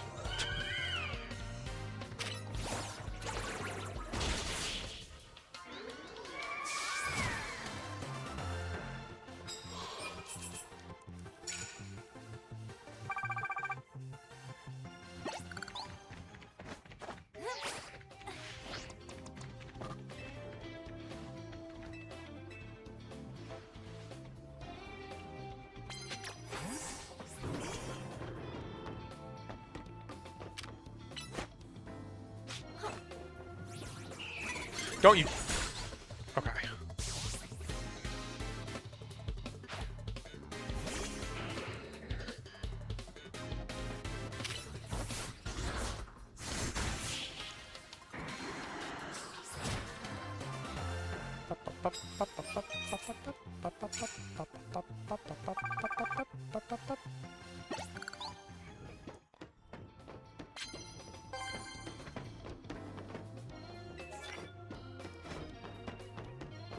How do they get anywhere if all they do is stand on the roofs? I mean, if there's enough people staying on the roofs, then they can fight each other, right?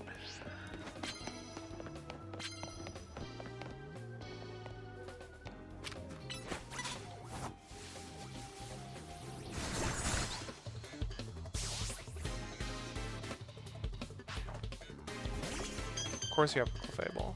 Why would you have a Clefable?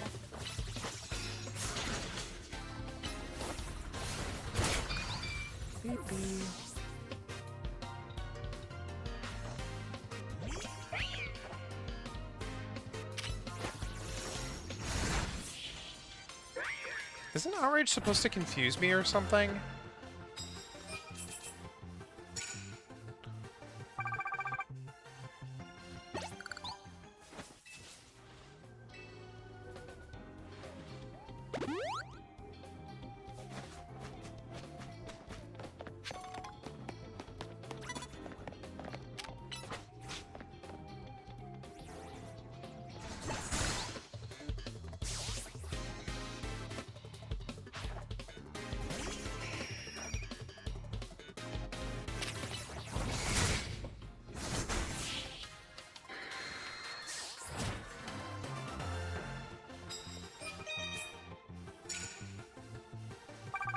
Holy crap. That was a lot of points.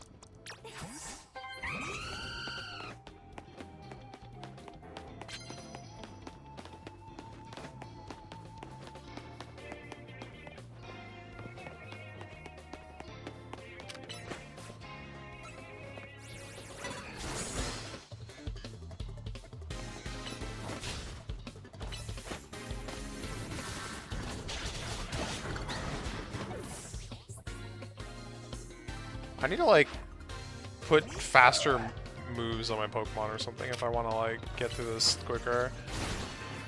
Oh, God.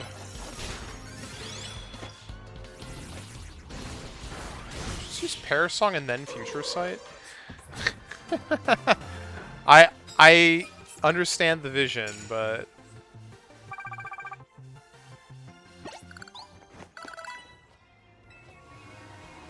oh, I'm gonna perish.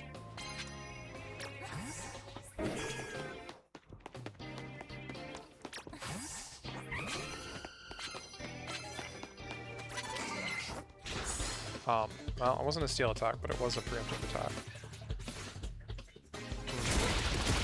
Hmm.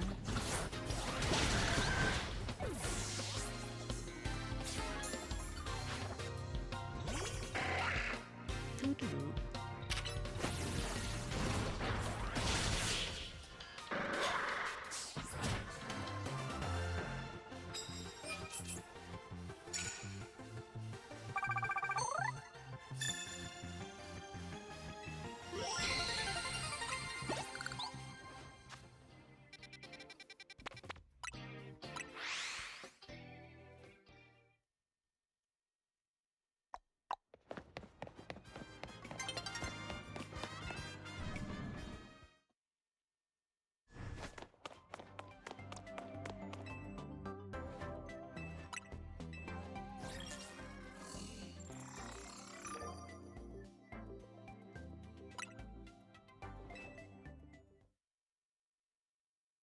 Are we sure we haven't just looped?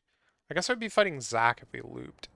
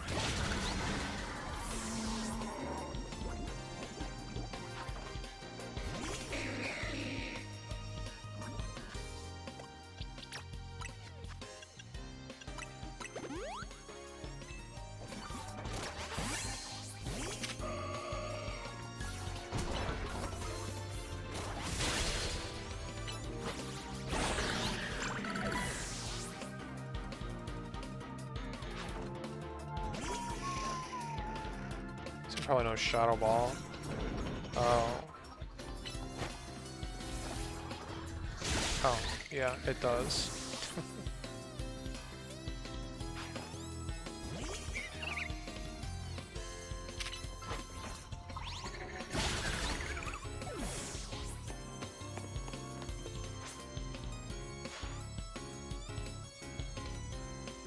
I don't think there's a Mega Furfurrow. There is a shiny Furfurrow, though. Which is what the Furfurrow champion uses. As they would, yes. No, this is a real quest. I remember it. Yeah. A good side quest. It's like you're only allowed to use Furfurrow. I'm like, I need to scrounge up all the Furfurrow I can find. Somehow have one that's like good enough to win. Well, 6 are good enough to beat 1 eventually. With enough healing items. Rigged. A little bit, yeah. I mean, they're the ones who decided to battle and not like have a, you know, fashion contest or whatever. They probably would have had the upper hand. Chosen their battles more wisely. Dang it.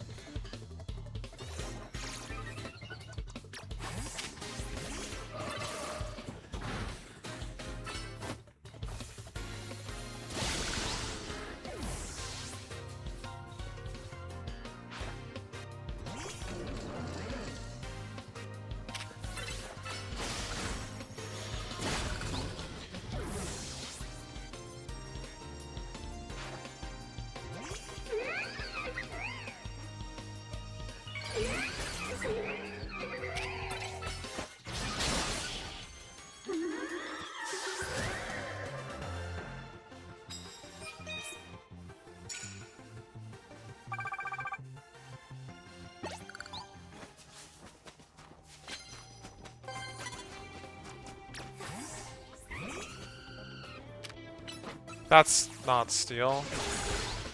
Oh, I guess I'm giving up on this card.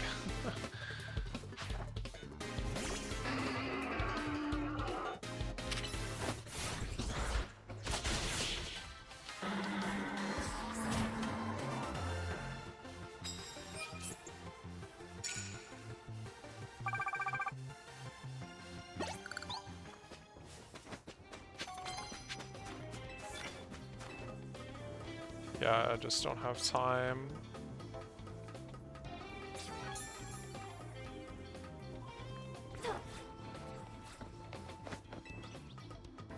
Especially if I can't find any trainers. It's hopeless.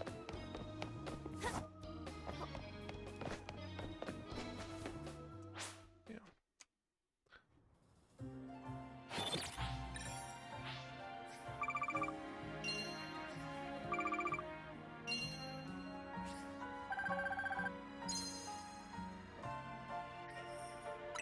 Alright, it's time.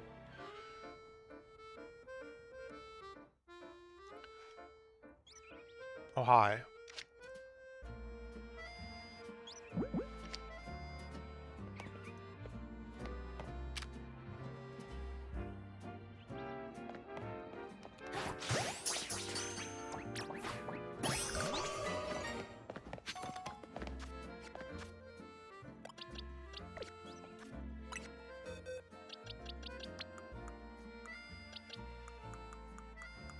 Where is the Eevee Ranch?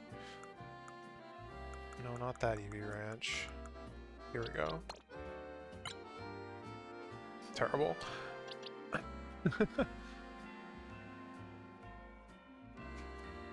This Eevee is pretty good, except for HP.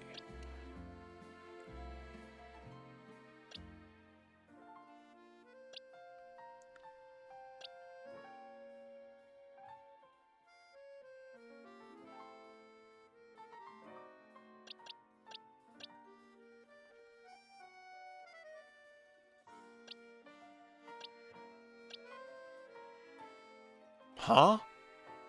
Holy crap! Look at this Ralts! It has 5 perfect IVs. How did I not notice this before? Oh, it's an alpha. But still. That's nuts. And of course, it's special not a Gardevoir. No, but the special attack is like the one stat it doesn't have. It's like, which is also kind of one of the more useful ones, yeah. Yeah. Alright, so we've got a quest here. Quest number 119. I guess I should heal.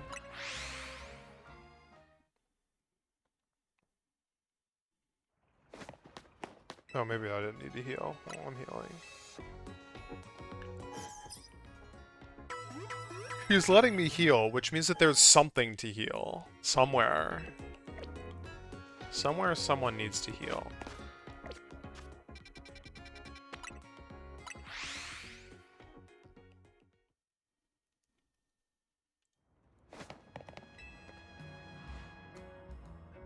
Greetings, I have been expecting you.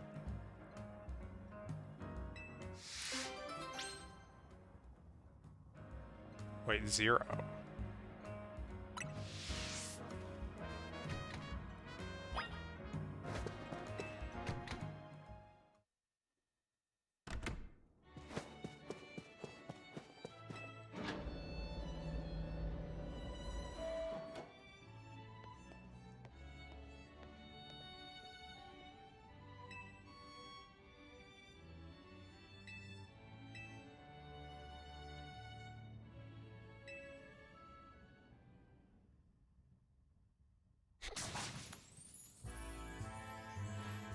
Or is that an O?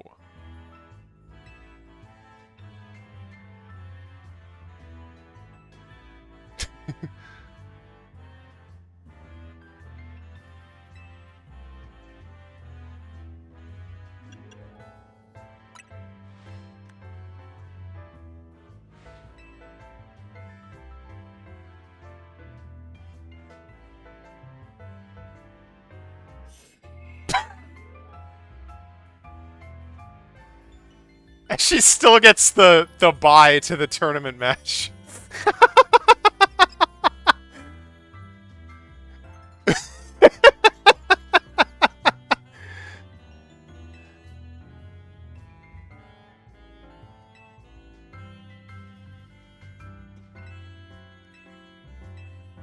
No.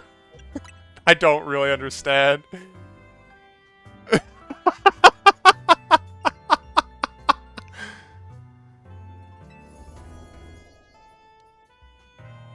Another time, maybe.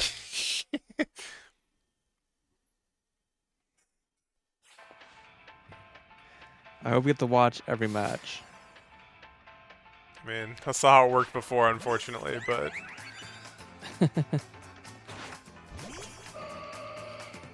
Although it was fun predicting who would win between, like, you know, two trainers that we fought before.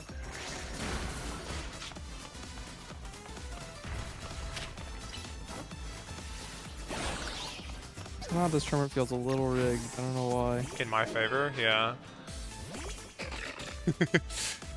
Yeah, in someone's favor.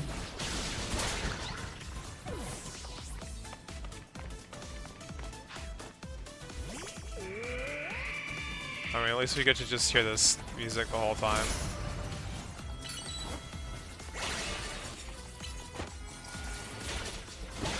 Definitely one of the better battle themes in the game.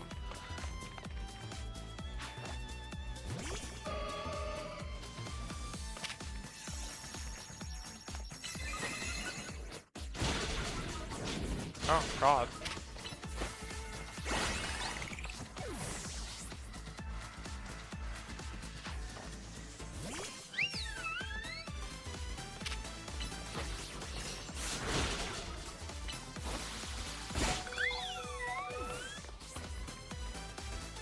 I think I get to heal between matches or whatever.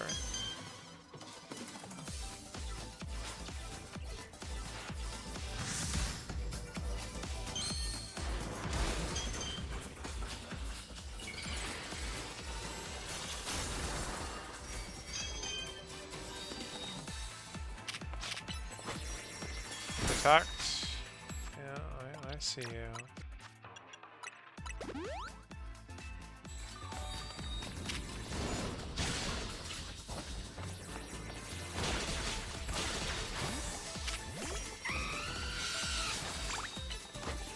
Protect. No.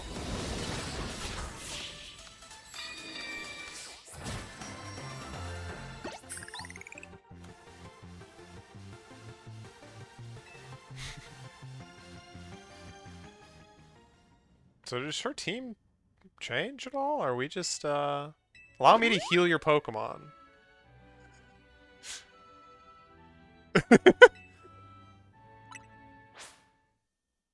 Likes that she has like a Yeah. buy in addition to everything Yeah. else.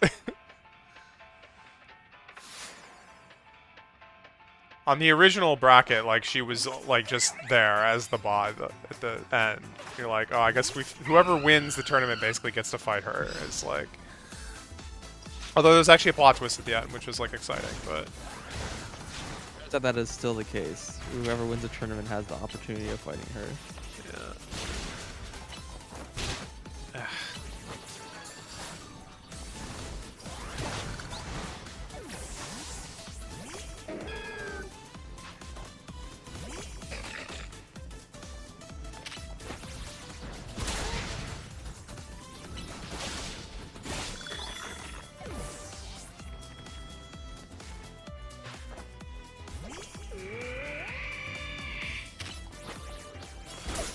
Right.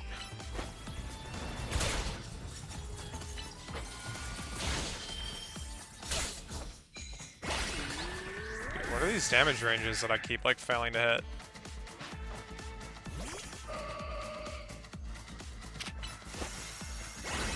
Like, I swear this Gardevoir had, like, a focus sash or something. That is not something I've seen anyone use in this game, by the way. No trainer, no other human. Like, I've not seen the focus sash, like, go off. I don't actually even know how it works in ranked. Like, I don't know if you just get it back every life, or if it, like, you break it once, it's gone. Wait, that's not a Mega. Okay.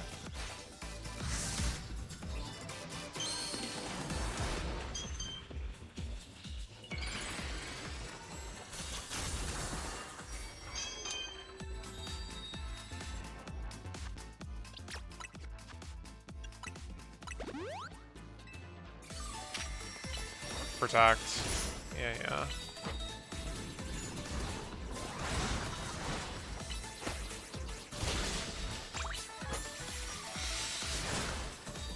This thing is a tank, holy smokes.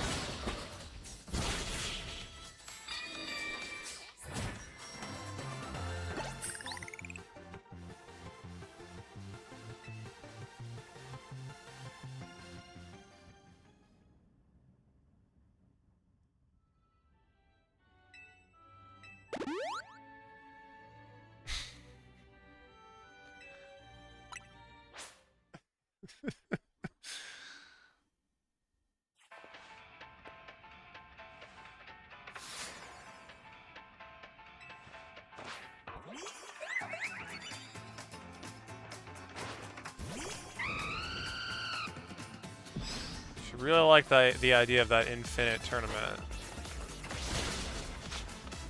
Holy stealth rock.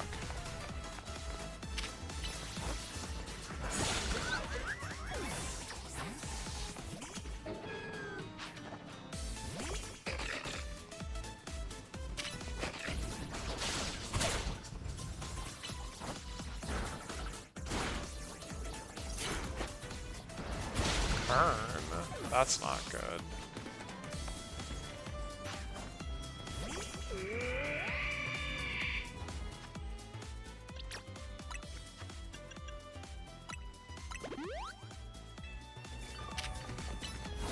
Next thing you know, I'm gonna get frozen.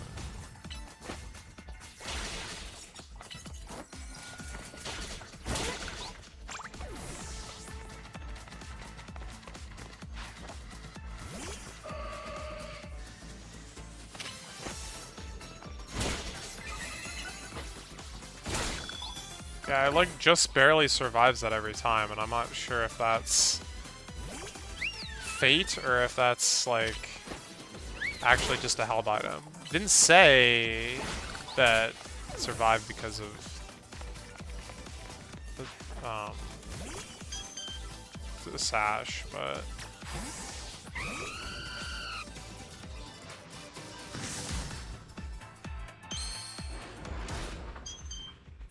so now the question is, if I lead with quick attack, does protect react quickly enough? And even if it does, like, does it matter because I used quick attack? No, I failed to protect from quick attack. Very nice.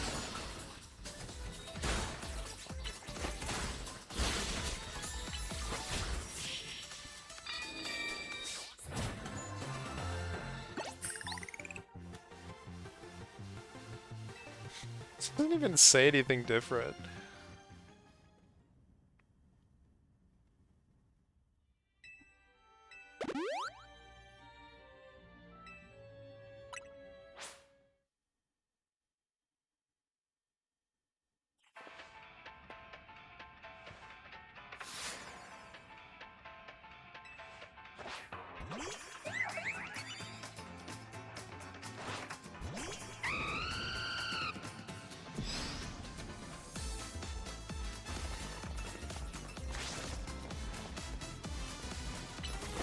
Oh, not Stone Edge. Anything with Stone Edge.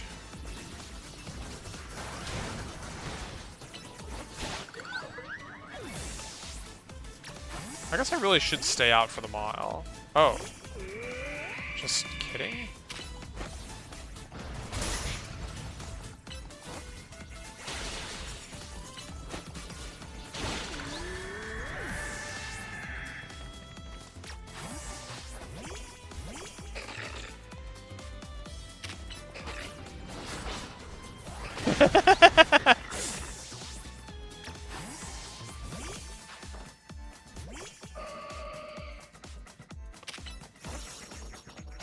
Okay.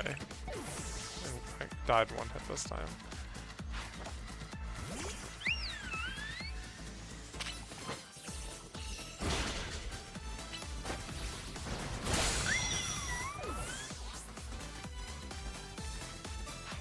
Oh shoot. I was supposed to switch.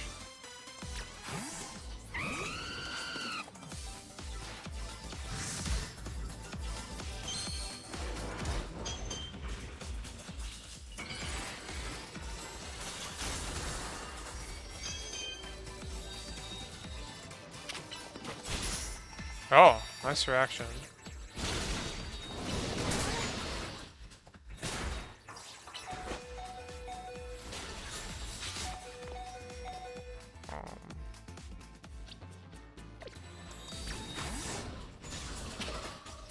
That went over my head.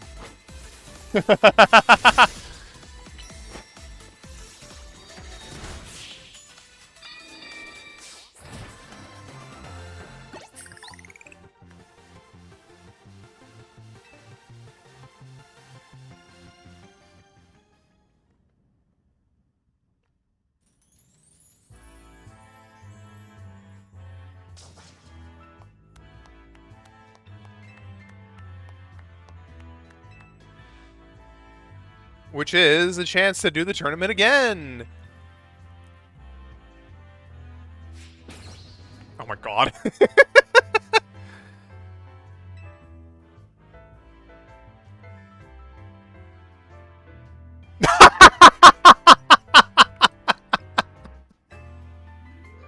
Like 5 seconds later, she decides that she's worth clapping. It's worth clapping for. Holy cash.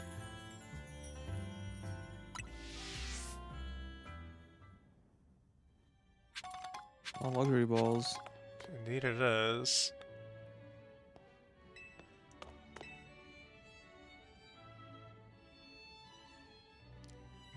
Infinite. An endless series of battles against me.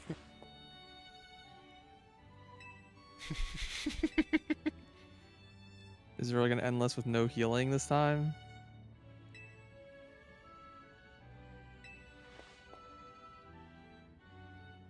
Your longest winning streak.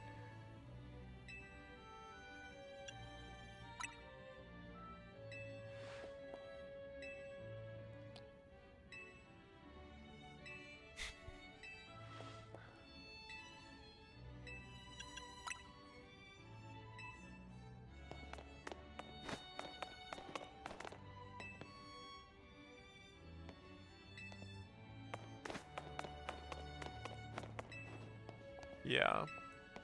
I mean, if you get healed every time, then you literally could just do it forever. Yeah, I mean, like, what's gonna change even? Nothing. Fight the same 6 Pokemon over and over again for the rest of your life until you die of old age. Surely she'd get tired of that at some point, right? Nope. You might, but she won't.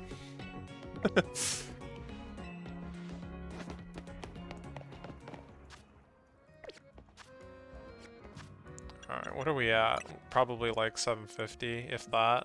Yeah, okay. Let's see if, okay,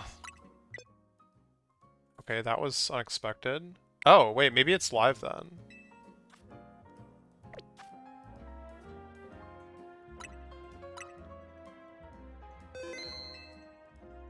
Right? That's kind of what that implies.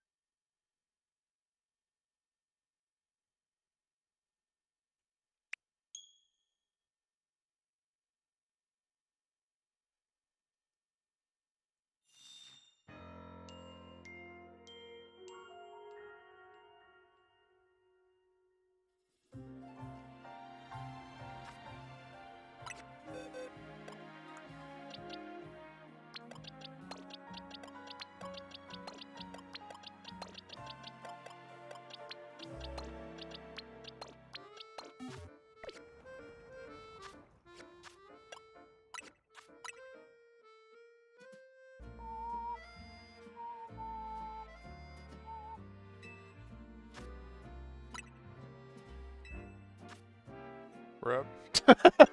That is not what that implies. I was all excited for a second there. The game has ended. The season has ended.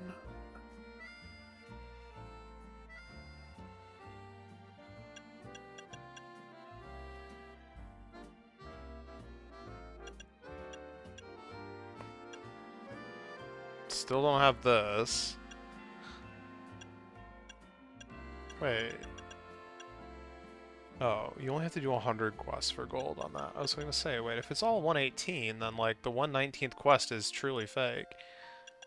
Infinite Trainer. Oh yeah, okay, I finally got bronze on this, I see.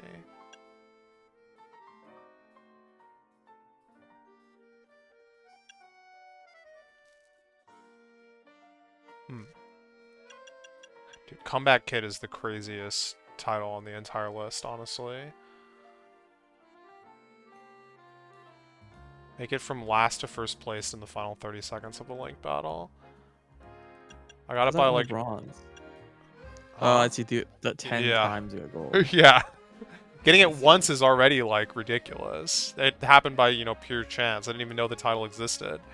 Because it's like a hidden title. Not all the titles show like until you get them. Some of them do, but not all of them do. Where's Experience Trainer? Oh, fought in many battles. Got it.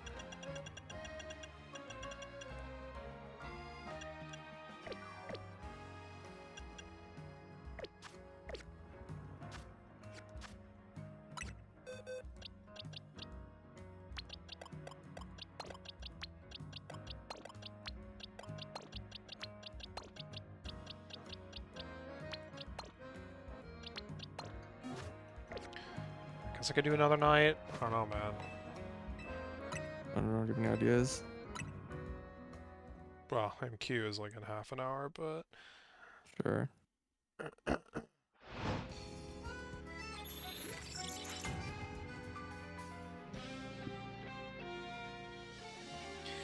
only other thing that I've been thinking about like potentially doing is like playing some of the Kirby games that exist. Try to freshen up on the story. Yeah. Or the characters or whatever. I looked online of like, can I get like a summary of the Kirby series real quick? Yeah. 'Cause there's all these characters being referenced, and it's like they're all like half-hour videos. It's like, who the heck is Nova? I don't remember this. Wait, like, what game is that even from, man? Yeah.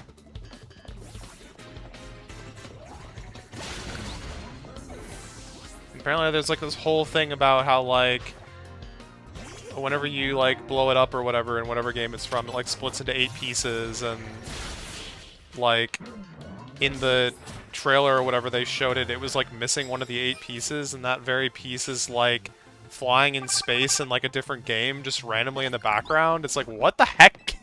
What the heck, Kirby series? Why? Kirby series is like so interconnected. Yeah. And then like somehow Air Riders is going to be like the like ultimate connection tie-in of all or whatever. of them. Yeah. You're gonna like play the game and like the story makes no fucking sense unless you're like deep in the Deep lore. in the of, Kirby like, all lore. this. Yeah.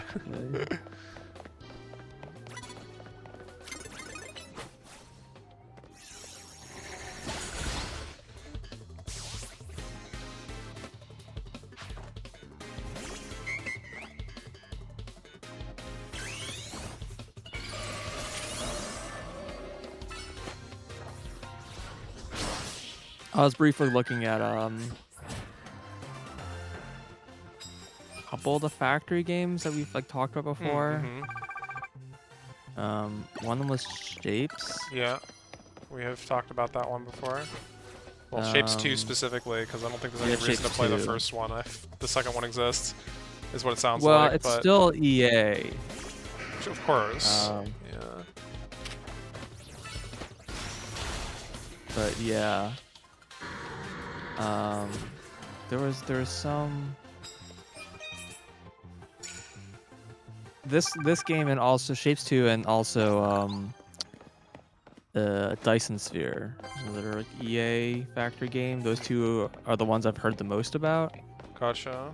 Not that I know anything of how they work, just that they've just been most critically acclaimed or whatever among people. But what's like awkward about playing them right now is, I mean, maybe it doesn't really matter. It's just how close they are to like 1.0 not EA or whatever. Yeah.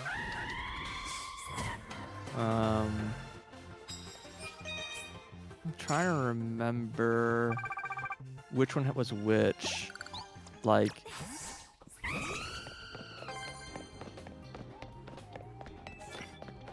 we're gonna see news on these things. Where's like their news information? Oh, it's on the store page somewhere. Announcements. 1.0. Let's see,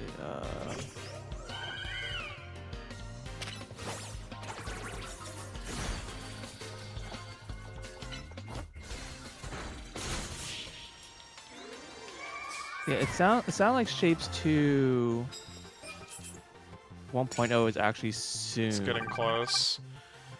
I think it was actually supposed to have been out, and they delayed it. Sure. In order to like add some more, like a new game mode or something or another. Like basically, there's some like small additions that are like, it'd be kind of nice to add these, but we don't think we're gonna add them because we want to get the game out, and they decided like, we'll add them and then play the game. Sure. That's kind of the impression I got from like glancing at it. Like some of the stuff are like mod support, which to be honest doesn't really feel like a 1.0 thing, but whatever. But it makes sense. And so it's like, it makes it sound like the game is like, very playable. Yeah. The stuff they're adding might not affect what like the current game looks like, just the extra stuff to the game. Right. But I don't know, and part of me wants to wait. But it sounds like it's to be out, but it was delayed to. Yeah, it says no release date. Definitely not this year anymore. So like it sounds like it'll probably be early as the spring or whatever. Gotcha. So soon in quotes, right? Yeah. Well, And we then Kirby to tide us over until then.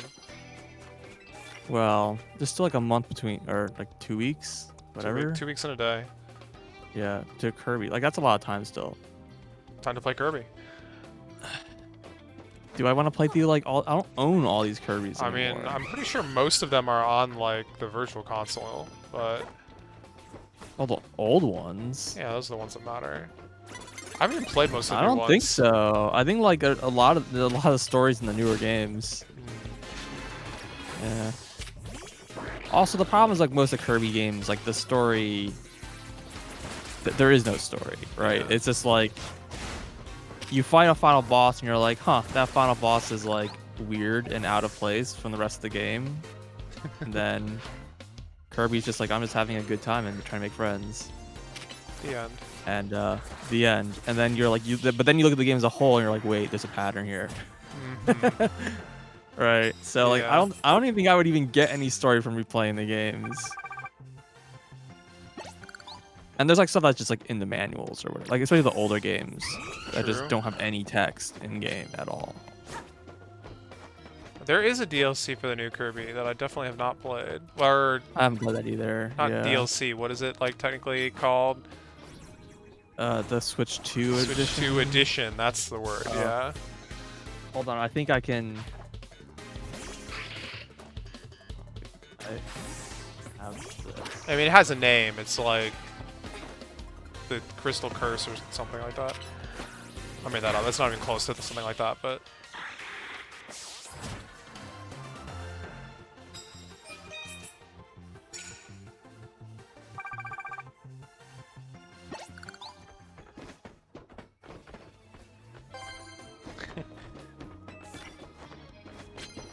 $500 DLC. Along with every other $500 game that you buy on the Switch too. Yeah. Yeah.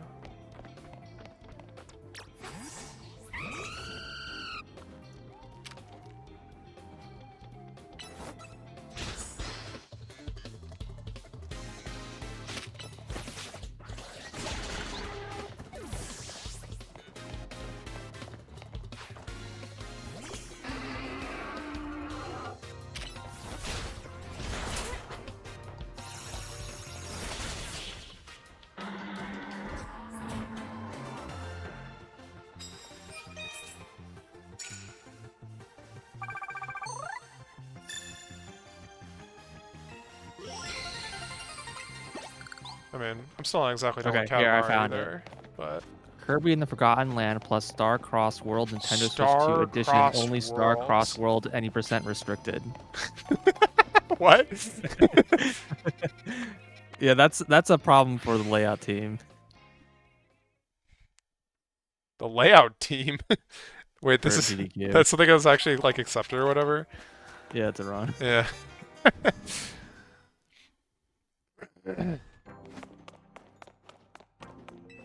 That's funny. I'm pretty sure the runner made the name like intentionally as long As as dumb as possible. possible. Yeah. Yeah. It stands out that way. And then the layout team is just gonna be like, no, we're not doing that. Just abbreviate the first like letter of everything, and it just comes out to some mishmash, like incomprehensible thing. Yeah, exactly. Any percent.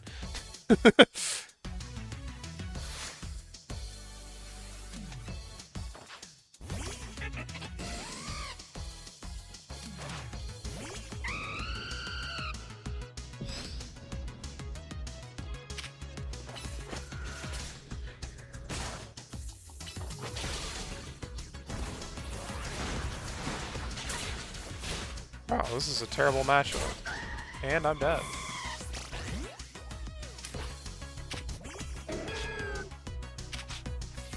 Supposedly, if you like pay attention during the intro cutscene when you're like on the train riding in to Lumios, your character's like on their phone watching this girl's stream.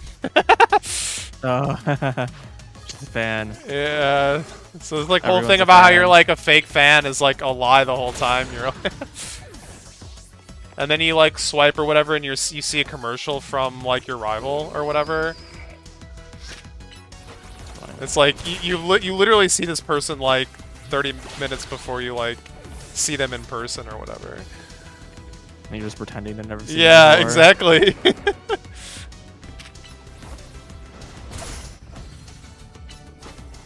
Okay, the other option I was looking at was, like I said, was what's it called? Dyson Sphere. And that one seems like it has no release date. But like people are basically like the game is fairly well. It's kind of like Satisfactory, where it's like the game is pretty playable, but then like there was like no ending essentially. Like the kind of last like phase of the game or whatever is not like done yet. Once Satisfactory was early access. So people are like, it's pretty good to play, but like, you know, when you get to the end, essentially, it kind of just doesn't, right? You just kind of just keep going. But that one doesn't have like any like release date in like the near future. So that one's also kind of like sort of reasonable to play too.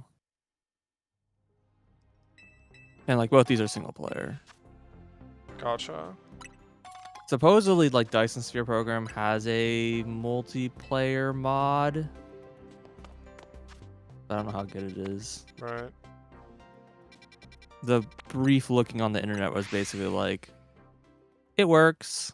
It's like got like some bugginess, but it's serviceable. Like your game may crash at points, kind of thing, but save often and you'll be fine, kind of thing. But there's also people who are like, yeah, but you know the game's designed around single player, right? Right. So it's like yeah, you can multiplayer it and try to like split up tasks like any other factory game or whatever, but it's not quite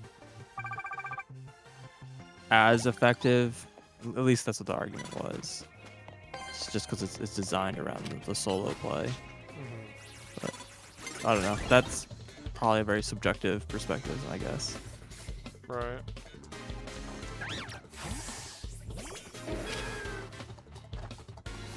I don't know. I was trying to think like what else I'm like willing to start doing for like the next like 2 weeks or whatever. mean, to be completely honest with you, I was like half thinking I was gonna like try and get some coding done. Yeah, I was also thinking about that. The true factory game. Yes, automation at its Yeah. best. Because yeah, I Wait, haven't really worked. why was that an advantage? What? What? I just did like a stored advantage. Speedrunning at its best. Like I hit them and before the previous battle, but got caught by the other guy before this started. And then the moment I sent my Talonflame back out, it started the battle as if I had gotten it back. That's so weird. Strange. Yeah. And I did not get a sneak up using flying moves though. Which is the whole point. The only other thing I was thinking of doing that's not new video game stuff is I'm not really in the mood for it. It's kind of the problem, but apparently there's some marathon or whatever, and they asked if I was, because they're local, and they asked if I was interested in doing like a run of Skyward Sword or something. And I'm just like, that's a lot of work. yeah, like I don't know if I'm like, they're like we don't care if the run's good or not. Like they're not really speedrunners. Wait, so why am I it's dead? like- Dude, what is What? going on with my Talonflame? Was I like Is there, like, poisoned or burned or something like that? Like, Well, you did just explode. So well, that maybe was it's like a decent- afterwards. But maybe it Oh, wasn't. Terror right? Song. Oh.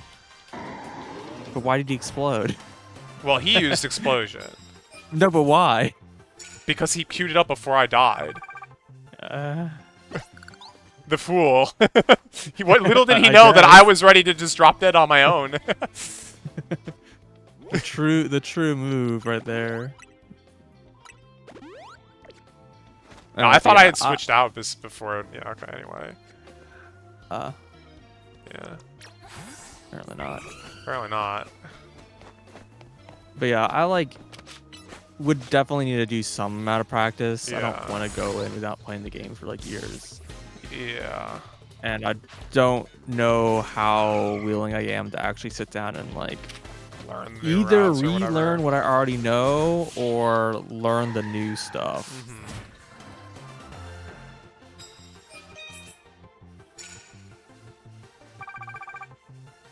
I don't know. I haven't like committed, and they haven't given me any kind of like deadline of when I would need to say yes or no by. So Mhm. don't really know what their plan is on. Dude, there's so many cards back here. What the heck? But it's another thing that's like sort of have an option for, I guess. But also, like I said, I don't really want to. I don't know how much I really want to invest the time into like relearning Skyward Pretty Sword. long game. Well, see, that's the thing. That the new run actually isn't even that long, but the runs are a lot harder. Right. Like they have a lot of tricks I don't want to do. Like I remember, like I tried to pick up the game again, and I was like trying to do the whole like break sliding stuff, and I was just like, I'm just so inconsistent with this trick. And Mhm. I mean, I know a lot of it's basically just learn how to S, and I just like, bro, learning the S requires a lot of work, right? Yeah. And all the runners who like run different Zelda games are like, oh yeah, you just S. I'm like, no, it's not fair.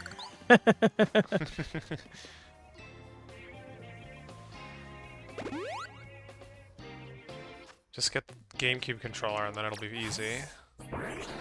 Yeah, so the record is like an hour. Yeah. The run is quite short. I mean, obviously, I'd probably get a time that's more like 2 hours. But like, the other problem is that the run is like kind of incomprehensible Right. because it's like a lot of just you know, memory corruption stuff. Yeah. And I don't know how much I would enjoy doing that.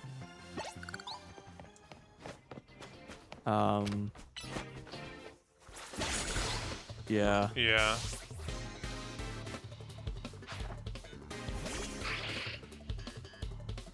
Reminds me of like the classic is you know, Golden Sun or whatever.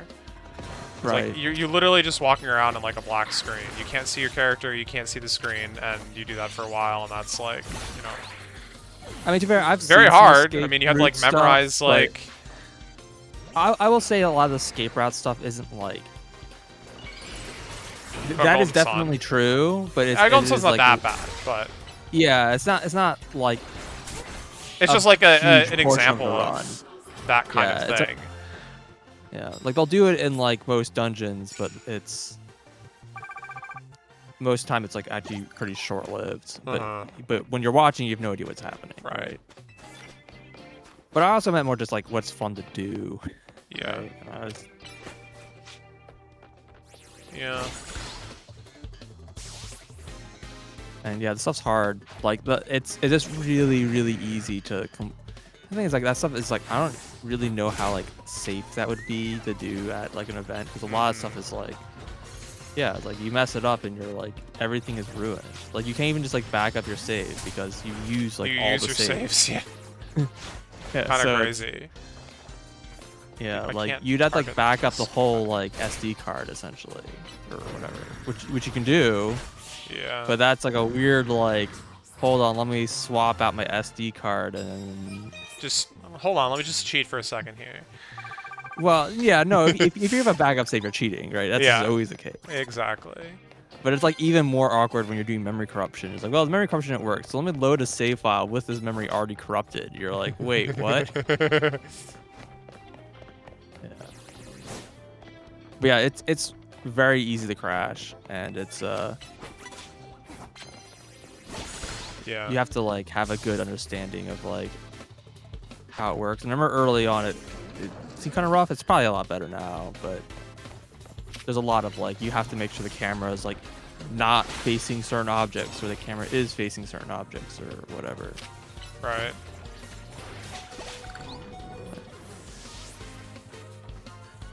But the other problem is like you just skip like The game. you know the whole game, right? Yeah.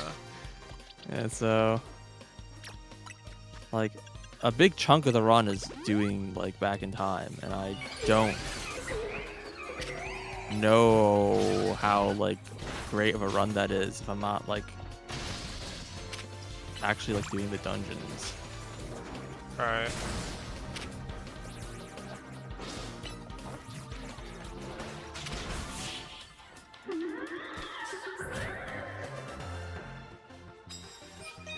Yeah, and then there's all the bingo stuff, which rando, which I've mostly just avoided. Because I definitely don't know all the, like, the item locations. Skyward Sword. Yeah. Yeah. There's a lot of random chests. Yeah.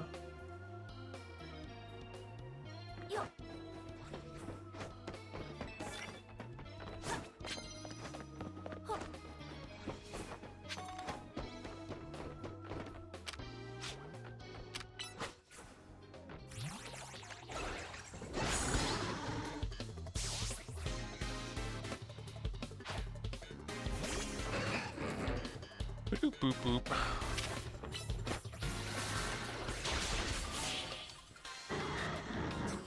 This feature is unavailable for guest accounts. What's up with that bug?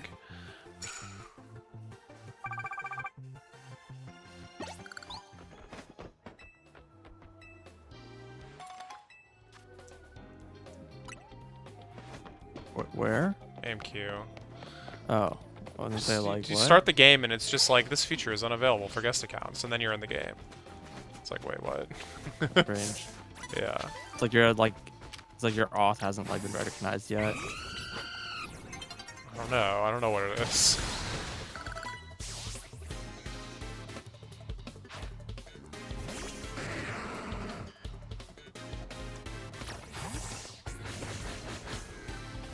where's my Garganio?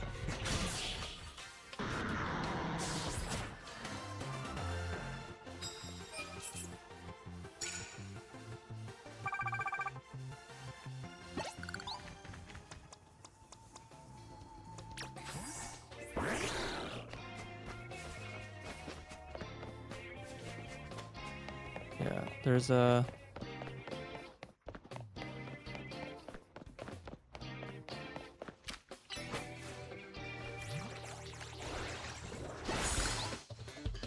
There are like longer categories.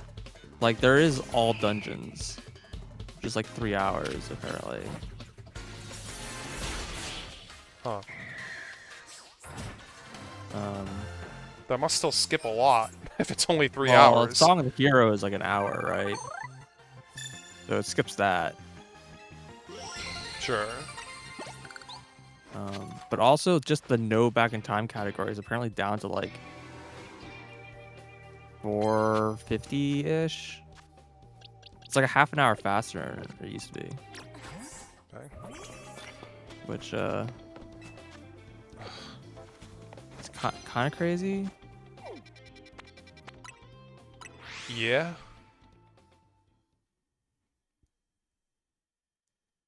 Oh, this leaderboard kind of confuses me because oh, I guess I would be right.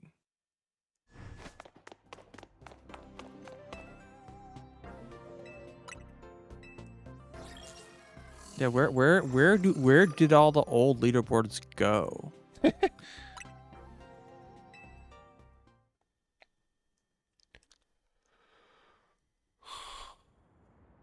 I think they're all the old leaderboards have just in any percent.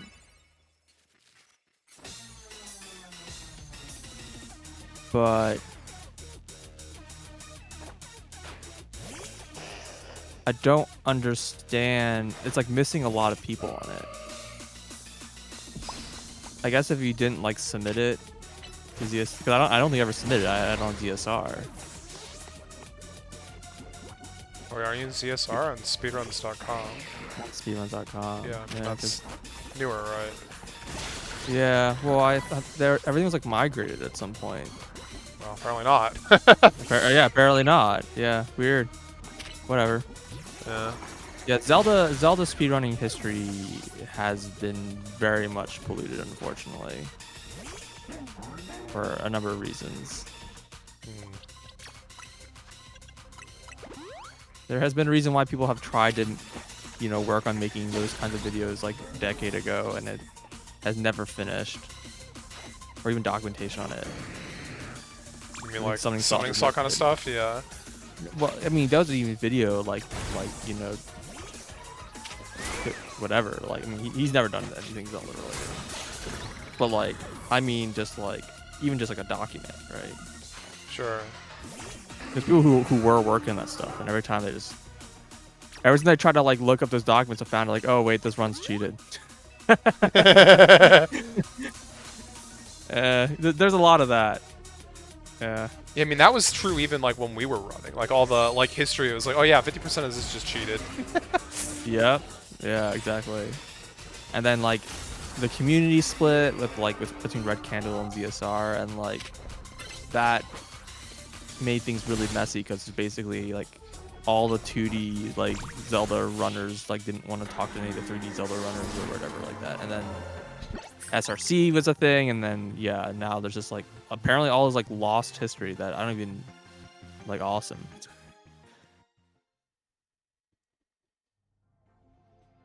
Yeah, whatever. Oh well. That's someone else's problem. Yeah.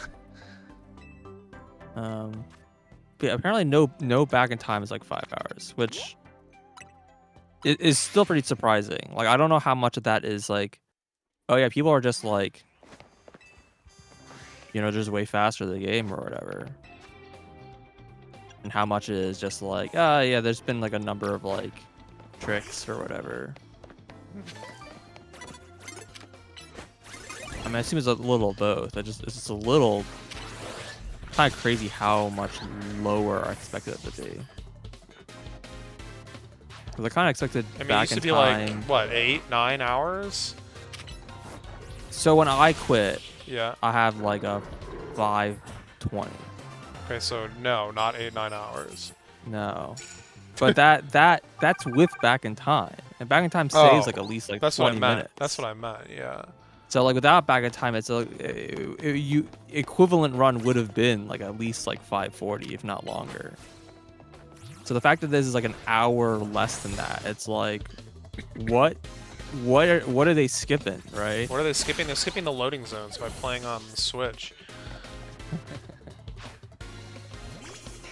Something like that. Actually, though,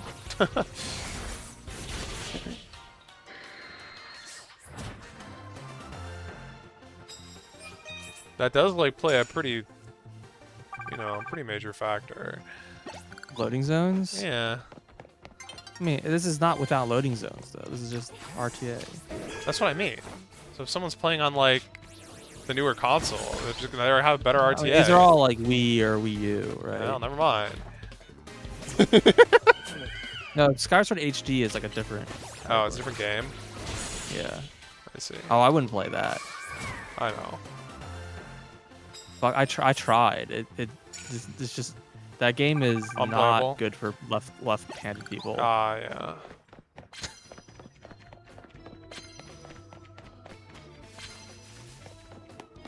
Or maybe gonna play on controller. Maybe controller is like, I tried using controller and was kind of like unhappy with it. Like the joystick like thing.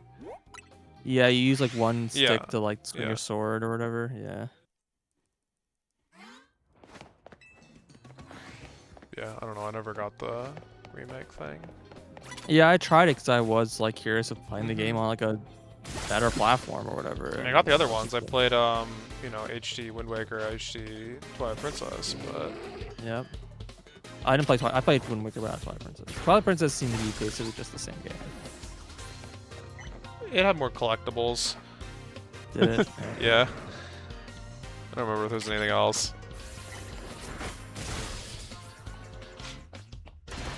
Unfortunately, I think since then my Twilight Princess disc has become unreadable. So I no rip. longer own the game. Yeah. I mean, nothing lost. Let's be real. Wow. It's definitely not my least favorite Zelda game. I don't know what the definition of 100% is, but apparently it's only like 6.5 hours. In what? Skyward Sword. Huh. It's probably whatever definition that, Indie did, because, Indie did the run or whatever back in the day. Yeah. Yeah, they just have like a list. You must have all these items. Good luck. You lose Agatha, new bug.wave, that's true.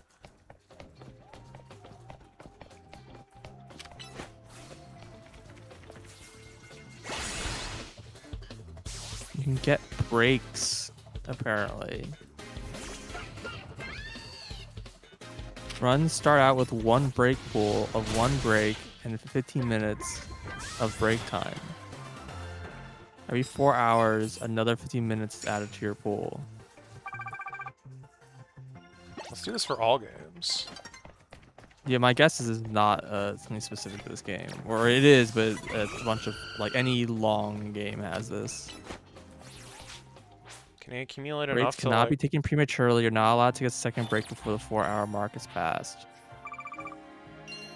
Breaks have neither minimum nor maximum length. You cannot exceed your total time. You may pause the timer according to break rules.